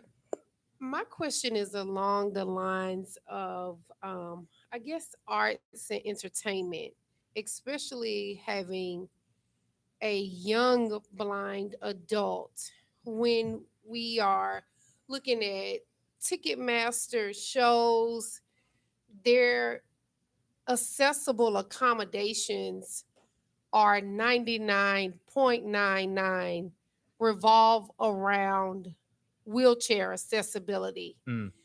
And it's very disturbing. You can't get anyone on the phone. And then if you call the venue, yes, we do have handicap seating, but it's usually in the back, way up high. And it does not, along with Everett talking about transcribing, we know the audio descriptive services are getting better in theaters and things like that. But what about live events? We have the Yum Center, we have Rump, we have the theaters. I want to go see Wicked so bad. Fingers Same crossed here. that I get there within the last week of the performance. But that's really troubling to me as a parent, that Tamaya can't have that same shared experience like her peers. And I don't want to have to jump through the hoops and yo-yos when we are all, y'all got high taxes. Y'all know I come from Tennessee and we don't have state taxes. So I want to from be able to Tennessee spend my too. tax dollars where I want to. Yeah. Do you mind if I respond to that? This is another great point, because right now I've just talked about advocating with government officials, but advocating to change business practices is a whole another animal. And I think public pressure is probably the best way to do that. Maybe find somebody at the local newspaper. Courier Journal here in Louisville is huge. And some kind of store, you might be able to find somebody at the newspaper that is willing to write a story about how the local entertainment venues are not accessible. They're not providing an equal space, and just not providing full value to their community. Public pressure is great, and honestly, this is where I like talking to people. I'd probably look up maybe on their business license. That's on the Secretary of State website.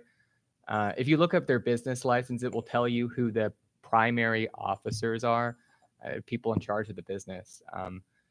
And if you find their email contact information, you'll have to dig around for a while, but talk to people in charge of the actual venue. And you can maybe go venue by venue trying to change minds. It's a longer path, but sounds worth it. Yeah. Testing. Yes, my name is Henry. I'm Drew's Henry. father, Drew Collins. We were talking the other day about the educational level, like in high school. You know, the 3 R's: the reading, writing, and Yeah, I'll just come It's closer. because both microphones are on.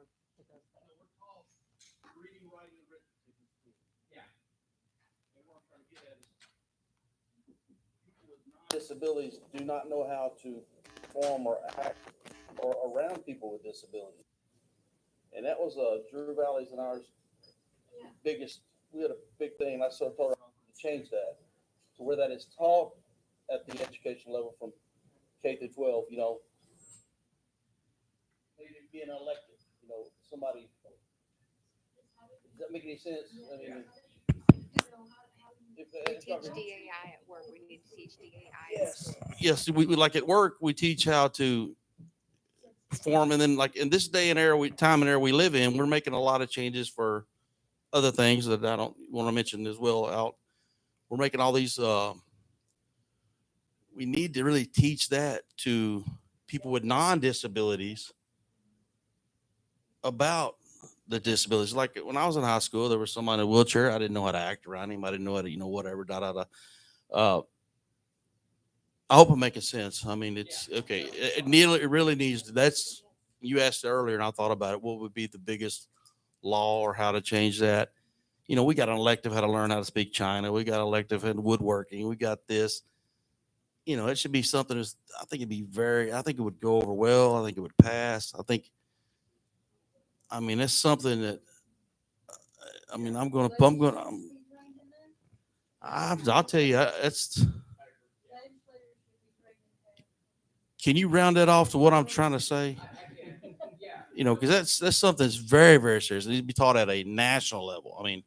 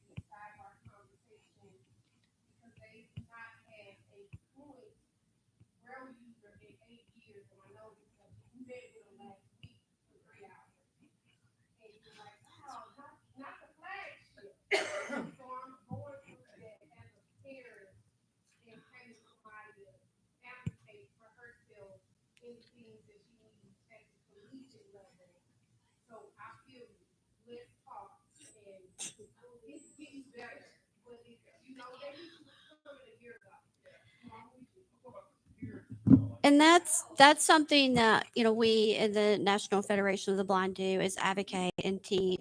And I think I get what you're saying is you are looking at like from a curriculum standpoint that in our early education, elementary, middle, high school, like disability awareness. That's kind of what I'm understanding you're saying.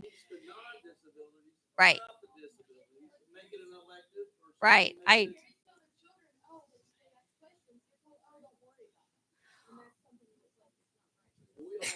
And that's true because so many times when you're out in public, if and I've experienced this myself, someone will see me with a cane, oh, what's that? And the parents are like, oh, be quiet. And I'm just like, no, they need to ask questions because children, when children are just genuinely interested. And it's right. And and parents are just like they're embarrassed, like, oh my gosh, what's my child gonna say? But children are just curious. So if we can teach that at a young age, so I completely but that's what we in the National Federation of the Blind want to do to educate and to teach people about blindness.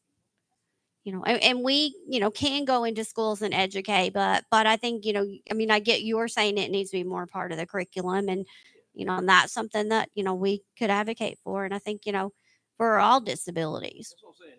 Every disability. And there's, because like, for instance, like I said, like when I was in high school, everybody's, they don't want to hang around the person that's visually impaired. They don't want to hang around the person in the wheelchair. But they're more educated on how the equal they are. Everybody's equal. We're equal. And like I said, the world we live in today, we're accommodating for some other things that I could, but we're not. And that's been my biggest argument. That's been my biggest argument. And now that you just lit a fire, just put it that way. You lit a fire and it's being. I knew something was going to come out of this. Tell me, I think it's wonderful. Well, I'm thinking it could be a good resolution. Correct.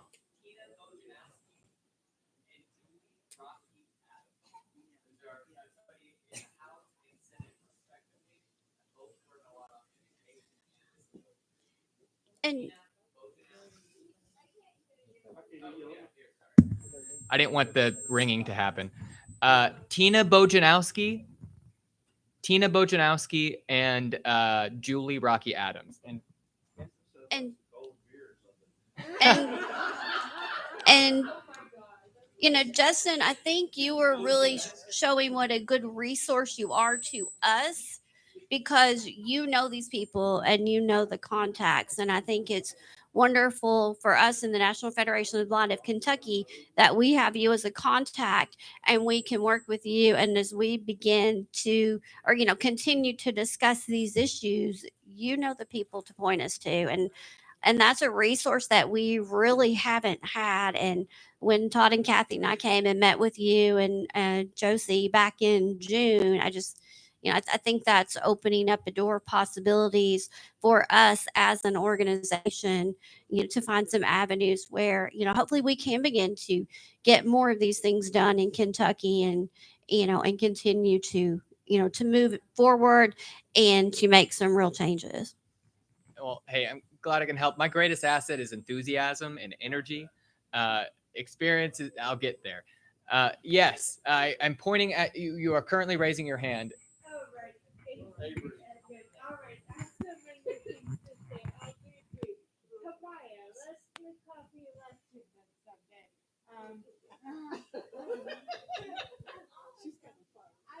remember from my own grade school having all these motivational speakers or these presentations come in.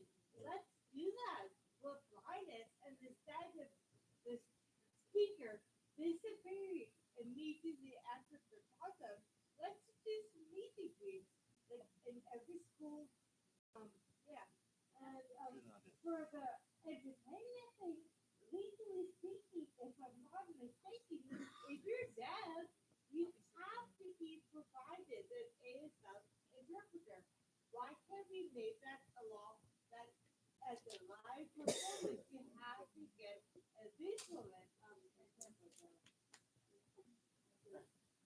I'm done. Excuse me, everyone. Excuse me. Excuse me. We're running a little bit behind schedule, but I do want Justin before he concludes. And this has been very interesting and very informative, and we'll have him back. But I wanted Justin, if you could really just talk on the process of how long it takes for a bill to pass. I think that that's important too, because a lot of people think that, yeah, we've got it submitted, it's a done deal. I mean, most people in the National Federation of the Blind know that's not true, but there's some that don't know that. Sorry, the ringing is driving me crazy.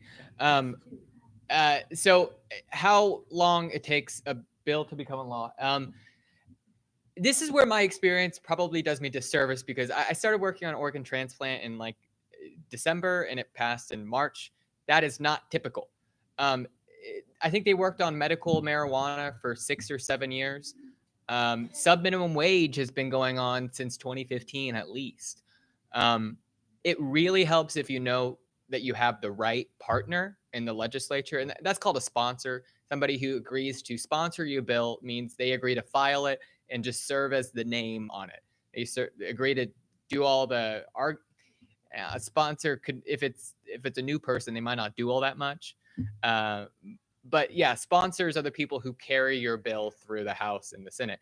But if you have the right partner who's in leadership, who cares about the issue, and has some pull with the other people, who can convince people, you might get it done real quick. And especially if you can market it as like a hot button issue at the moment. We've been talking custody rights for parents with disabilities. If you can market that as parental rights, that's kind of a buzzword right now that the majority likes. The point is, if you can market something in the right way, it could go quickly. But realistically, it typically takes a few years. In terms of during the actual session, let's say the end point is that your bill gets passed. From start to finish, that might be, and this is just in like, let's say in one calendar year, it might be like 4 or 5 months, right? Because you want to start meeting with people like 2 months ago. But you really, if you want to get something passed this year, and this year I'm talking about January to March, April, when the session happens, because they only meet a quarter of the year, really. You want to meet with them right now. You want to take meetings with your legislators and tell them about your issue, because they have to have time to give it to a bill drafter who has to go through Kentucky statutes and figure out where it would go, who has to put the language together, send it back to the legislator, who sends it to you. You look at it, send it back to the legislator, who sends it back to the bill drafter, who goes through something called statute revision. So to make sure that everything fits and nothing conflicts. Once that's done, then they got to file it. Then they have to read it on the floor 3 times. They have to read it through committee. Everybody has to vote on it. Then the whole floor has to vote on it. Then it has to go through that again, but on the other side. So the point is that you really should not be starting January, February, March. You need to be starting early, because otherwise you're setting yourself up for a stressful spring. Is that what you meant? Yes, sir. On average in the state of Kentucky, do you have any idea about how long it takes? I'm sorry, that's impossible to answer for me. Yeah. Because it really depends on the issue. Right. And frankly, disability issues are not a top priority for the legislature. Yeah. If you find the right partner, it could go quick, but Right. that's why I say market it right. Because if you want to convince them that it affects everybody in the state of Kentucky, that's how it'll go quicker. And then having the appealing title like parents' rights. I mean, Yeah. that appeals to everybody. Or jobs. Yeah. Yeah. I know we don't have much time, but Okay, just real quick. If you were talking about, I'm just completely lost my train of thought. I'm so sorry. As far as like demonstrations at the Capitol and things like that, I Yeah. think one of the reasons that disability rights seems to be a low priority is because people with disabilities have obstacles as far as like going to the Capitol and staging a protest or demonstration or whatever. But if we could get ourselves out before the public eye and, you know, have media there and all this, people coming from all over the state to say, look, here we are and we're not going to be silent. You know, I think other groups have been doing that, and that's one reason, because they advocate for themselves very publicly, that things are changing in that regard for those groups. So, you know, things for disabled people go very slowly, and the money doesn't get allocated because people think, well, that's low incidence, or there's not very many people who are paraplegic or whatever. Then we don't need to fund those things, because nobody's going to protest about it. Nobody's going to raise a stink. Nobody's going to make noise. So I think that's where the Federation is really strong in having a united front. And maybe we could do more of that, especially coordinating with other groups. Let me give you a name then. 874K did exactly what you're talking about. Sheila Schuster. Sheila Schuster is a long time advocate, and she's close to retiring. She used to organize something called 874K, which stood for the 874,000 people in Kentucky with a disability. The number is over 1 million now, but 874K stood because it's catchy. That was their goal. They would bus hundreds of people up to the Capitol Rotunda, but COVID sort of sideswiped that, and it doesn't happen as much now. So there's a gap there. If you look up 874K, try to meet with some of the contact people on that website. There's definitely room to make that a bigger part of the discussion.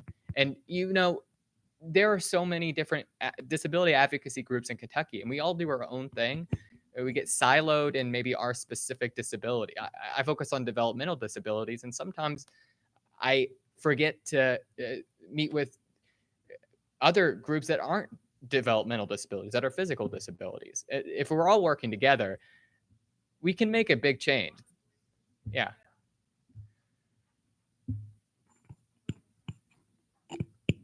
Thank you.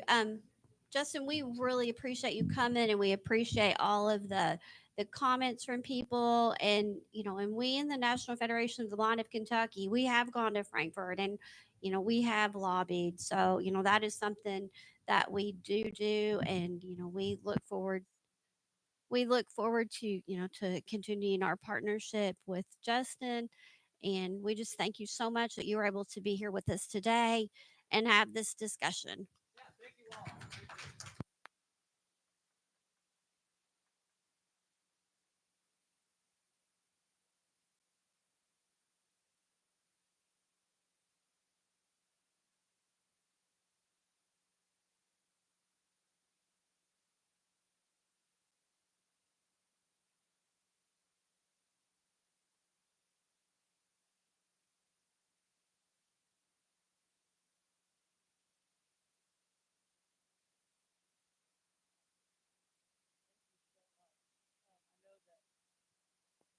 Okay. Woo, it wasn't on. I'm good. Thank you so much. That was a great presentation. I think it was very interactive, and it answered for a lot of people a lot of questions. If you belong on the resolutions committee, will you make your way up here to the table on my left facing you, so my right, your direction. Do you guys want to do a door prize? No, you said at the end, right? You only have one left?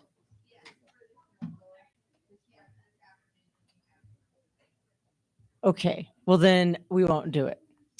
All right, so kind of piggybacking on what just happened, we were interested this year in doing something a little bit different.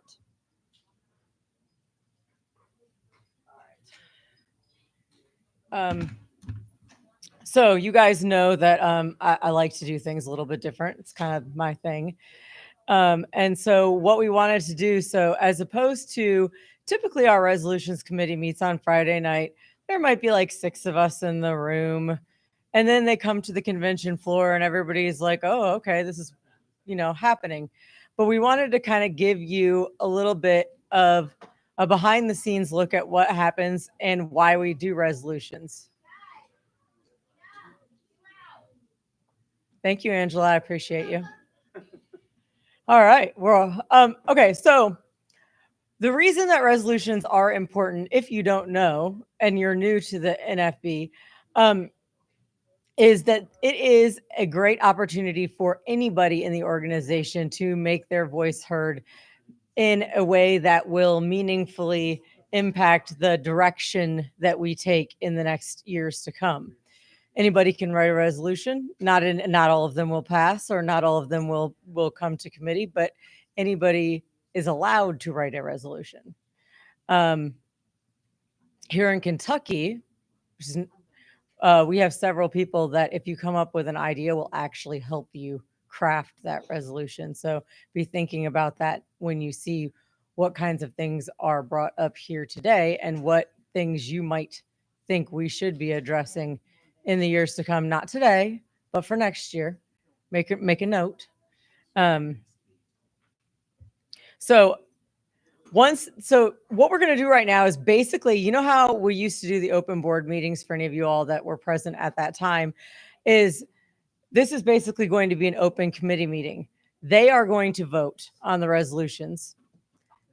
We are not going to vote. What's going to happen is the resolutions that pass this committee tomorrow during our business meeting will be brought to the floor of this convention and voted on by the people present. So if you have something burning to say about a resolution, write it down, because you may be given an opportunity to do so tomorrow on the convention floor. Everett, do you got something to add to that? You've been on the resolutions committee for a long time as well.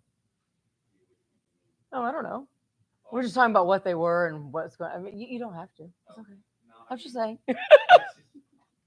Okay, so if you have, in particular, if you are for or against, in particular against, I guess, in this case, a resolution that the committee does pass that goes to the convention floor, then you will have an opportunity as a voting member of the organization to speak your piece before we vote. All right? Sound good? All right, I'm going to let this committee take it over. Here, let me turn this one off then, if you're going to use that one. Hold on. No, I can, as long as this one is turned off, that one won't do that. Okay. Can everyone hear me okay? Okay. All right. Thank you, Jane. And I just want to say, too, I heard such great ideas this afternoon surrounding awareness and inclusivity and audio description and different things. So, we are certainly welcoming for any ideas for resolutions when we have our open period. So just bear that in mind. Yes, I will. So just bear that in mind when we do open that up for next year, because we want to be sure that everybody has that opportunity to express their concerns and bring that to the resolutions committee. So my name is Lonnie Swafford. I've been chair of the committee for several years. This is my favorite part of the convention because it does give us the opportunity to come together and decide on policy at the affiliate level. This year on the committee serving is Kathy Jackson, who has served with me in the past. And also we have Scott Spalding, Karen Main, and Mary Herod. So we've met several times. This year we have 4 resolutions. Kathy, in keeping with past years, has graciously agreed to continue to read those. I'm not the best with reading and listening to JAWS at the same time. So we'll go ahead and start with the first one, which is Resolution 2023-01, guaranteeing an equitable wage for the blind and disabled in Kentucky. Kathy? Okay. Resolution 2023-01, guaranteeing an equitable wage for the blind and disabled in Kentucky.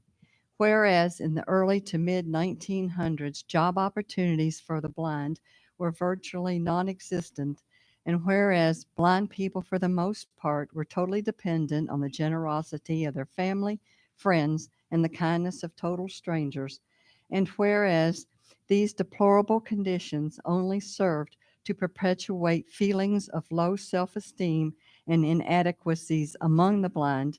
And whereas even those blind individuals fortunate enough to find employment found them in those jobs traditionally thought of as, quote, blind jobs, such as teaching at the State School for the Blind, playing the church organ, or selling pencils and trinkets on the street corner.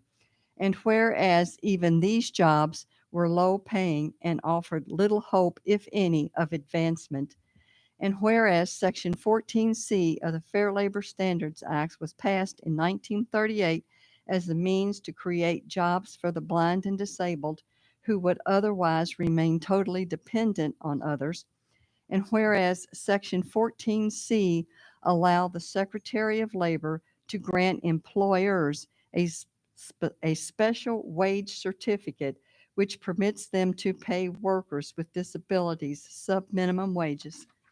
And whereas the original intent of this provision was to incentivize for-profit businesses to hire people with disabilities, and whereas the provision has failed miserably to achieve its goal, and whereas less than 5% of all certificate holders are for-profit businesses, and whereas a complex network of not-for-profit businesses and sheltered workshops are capitalizing on this loophole, and whereas the premise of Section 14C based on false assumption that disabled workers are less productive than non-disabled workers, and whereas the antiquated sub-minimum wage business model is what is unproductive and not the disabled worker.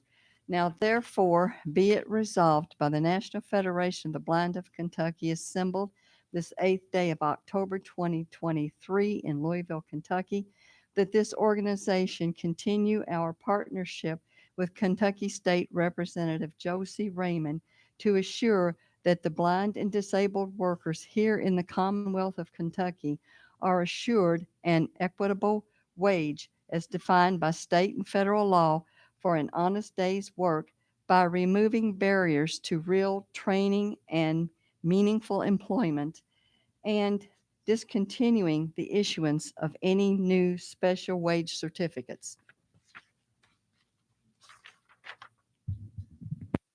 Thank you, Kathy.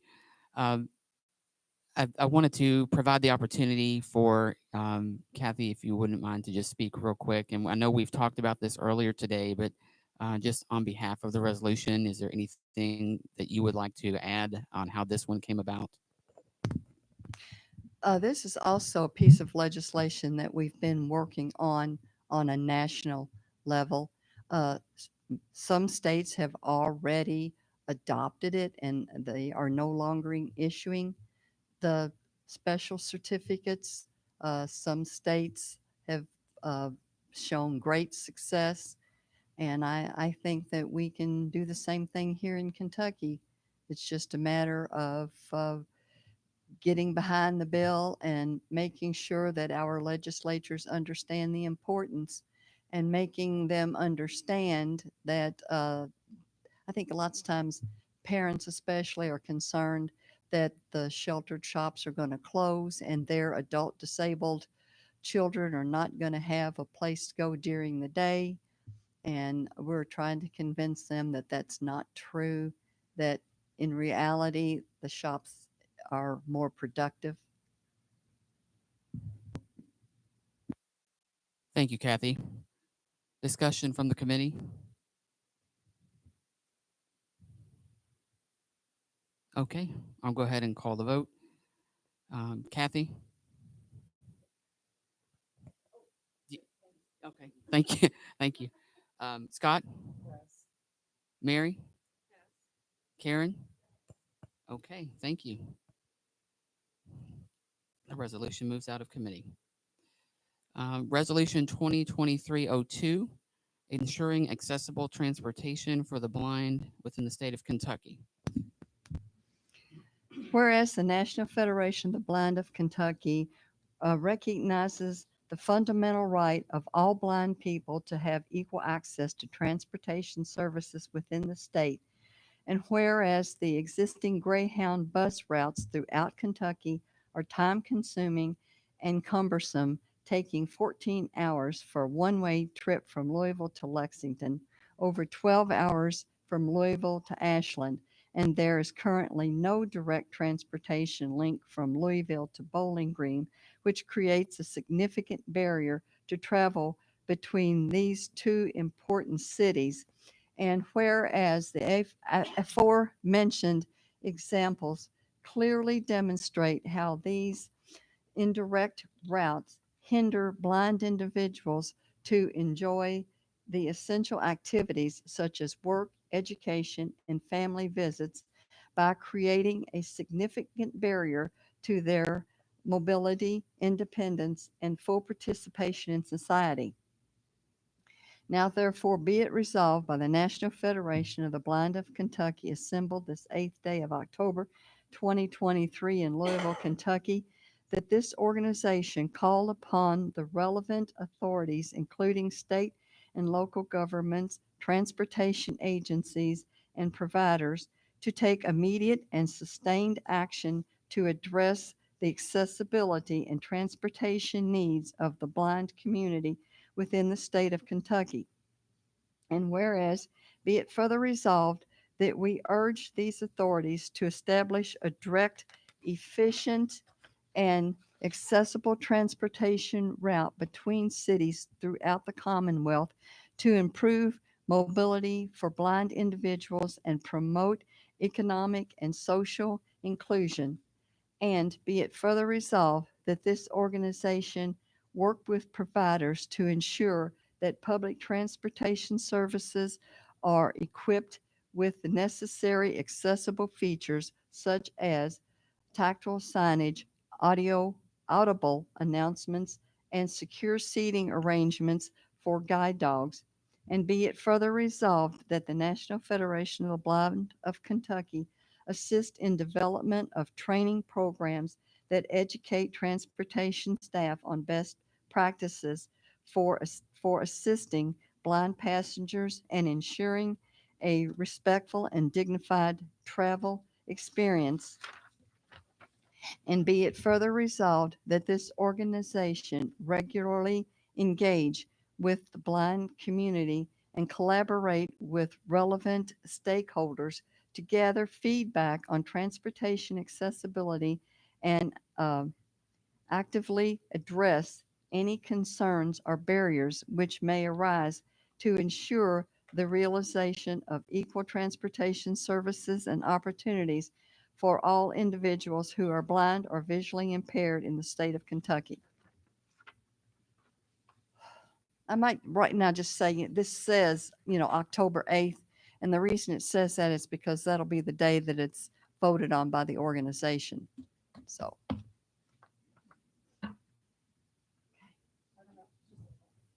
Thank you, Kathy. If Joe is in the room, Joe Hodge drafted this resolution and has a real passion for this one. I know he's been concerned about it for a while. He was going to speak on it. Okay, if you would come up, or if you can get a mic. you want to take him a mic and give him a mic back there? Turn that one off. Yeah.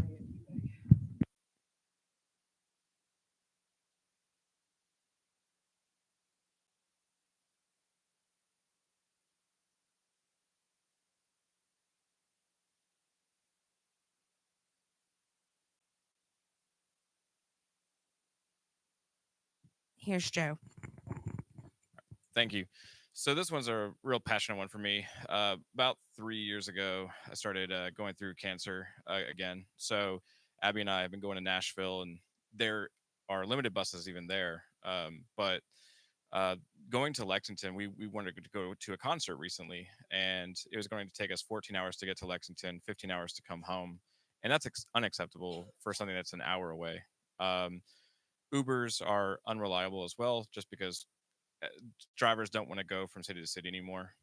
So I think that it's a shame that people can't get from these places. And if you want to get to Ashland, or if you want to get to Bowling Green, for example, is non-existent, and it's the third largest city in Kentucky. So I think for folks who have my concerns too are for folks who have health issues. You know, if you're in Bowling Green right now as a blind individual, how do you get to Louisville? And that matters when you're going to doctor's appointments. Being able to independently go on your own is a complete different experience than going with, you know, a family member or a relative. You just get treated so much differently. So, in my experience, so I that's a little bit more background in this. I just think we should have all equal access, and you know, as a taxpayer, as someone who wants to, I want to spend my money in Kentucky, but right now they're forcing me to spend it elsewhere. So.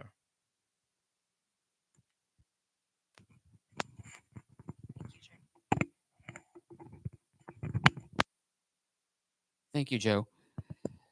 Does anyone else want to speak on behalf of the resolution from the committee? Um, okay. Um, so we reviewed it, and we have, I'm just mentioning here, we have the issue of the transportation from point A to point B. We also have the near the end of the resolution concerns about accessibility, tactile signage, um, and training with transportation agencies, improving the service there. So I can see those as being two separate resolutions or issues. So I'm going to ask for discussion from the committee at this point. Is there any comments?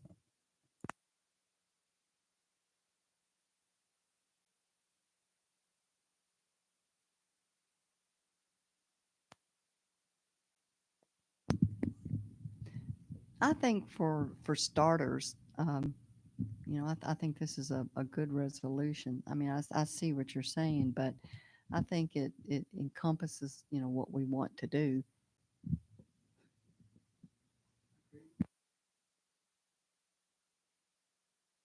Okay. Anything else? All right. I'll call the vote. Kathy? Scott? Karen? Mary? Okay. Thank you. Okay, so we're moving to Resolution 2023-03, and this one is recognition of the Kentucky School for the Blind for their partnership with the National Federation of the Blind of Kentucky. This one was submitted by myself, and it is in regard to the Bell program. Whereas the purpose of the National Federation of the Blind of Kentucky is to advocate the general Oh, excuse me. All right. Whereas the purpose of the National Federation of the Blind of Kentucky is to advance the general welfare of the blind throughout our Commonwealth and the nation. And whereas the National Federation of the Blind Braille Enrichment for Literacy and Learning, NFB Bell Academy, is a nationwide summer program that prepares blind and low vision children to grow into confident and independent blind people who live the lives they want. And whereas the National Federation of the Blind of Kentucky participates annually in the Bell program, and whereas Peggy Sinclair Morris, principal of the Kentucky School for the Blind, graciously provided our affiliate use of the facilities on the campus to operate the Bell program for 2023. And whereas this support has served to improve and enhance the quality of lives for our blind youth throughout Kentucky. Now, therefore, be it resolved by the National Federation of the Blind of Kentucky, assembled in convention, assembled this 8th day of October 2023 in the city of Louisville, that this organization wishes to express our sincere appreciation to Peggy Sinclair Morris and personnel of the Kentucky School for the Blind for their support of the Braille Enrichment for Literacy and Learning, NFB Braille Academy, which will continue to ensure that all blind youth throughout Kentucky may lead the lives they want. Thank you, Kathy. Angela, are you in the room? Okay, would you speak on this one for just a moment? All right. Um, I think it goes without saying how I feel about this current resolution. As the coordinator for the past 2 years, I have had the privilege of working with these students, and it has been wonderful this past summer working with Peggy and the rest of the staff at KSB who were there. They really went above and beyond. You know, Peggy allowed us on campus, not just that, but she also provided us keys so we could get in. She was there both before and after our program to help in any way possible. Connie Hill, who was one of the TBIs there, lent us her entire classroom as well as the materials in it. Like most of our materials we bring with us and we provide ourselves. However, the school also helped to provide so many of those materials, those cooking materials, those science materials, things that we didn't have to lug around, which was fantastic.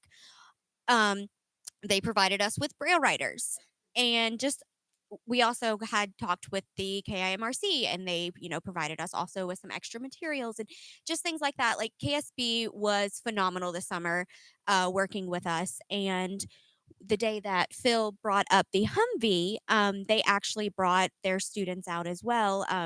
After we told them what we were doing, their students who were there for ESY, so they could also see the Humvee. I feel like it was a great partnership this summer and something I would love to see continue in the future.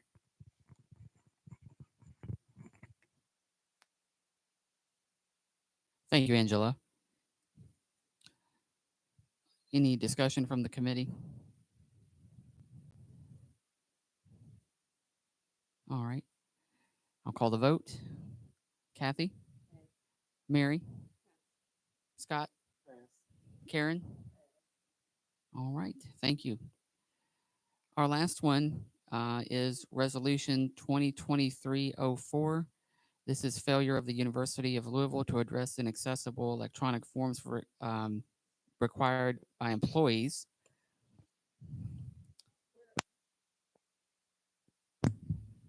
Whereas the University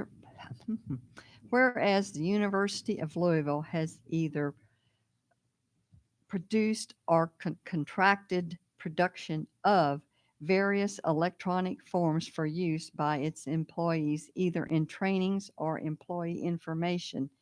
And whereas many of these forms are not accessible while using a screen reader, including JAWS or iOS VoiceOver, causing employees the need to obtain assistance with a task being completed independently by their peers. And whereas the University of Louisville has failed to provide accessible forms upon request or to provide clarity on who can address this concern, now therefore be it resolved by the National Federation of the Blind of Kentucky in convention assembled this 8th day of October 2023 that this organization strongly urged the University of Louisville to provide electronic forms for employees' use that are fully accessible and allow for independent completion, and that these forms be tested by blind people using various forms of assistive technology to ensure usability.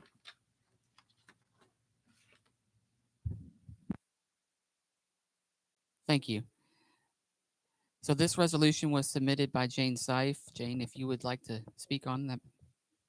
I'm gonna turn this one on.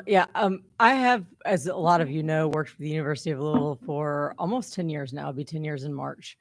And there are certain forms that I have to fill out every single year, and every single year I inquire as to why these forms are not accessible.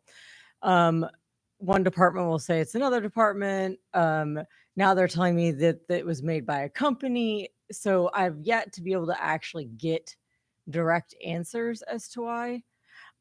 Additionally, when inquiries come up about the accessibility of their forms and other things, they claim to have tested them, they being cited individuals who don't have skills and training with assistive technology.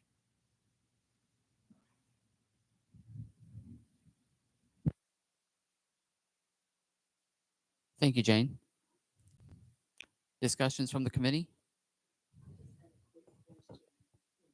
Okay.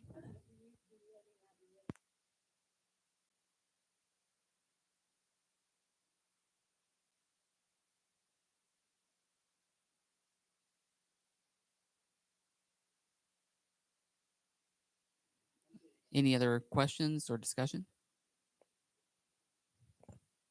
All right, I'll call the vote. Kathy? Mary? Scott? Karen? All right. Thank you.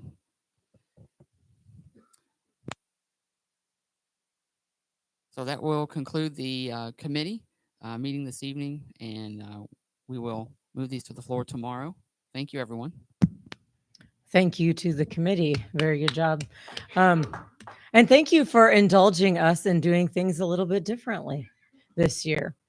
You'll be happy to know that. Okay, hold on. Look at. You'll be happy to know that we're not going to do anything else other than that lovely door prize until the banquet this evening.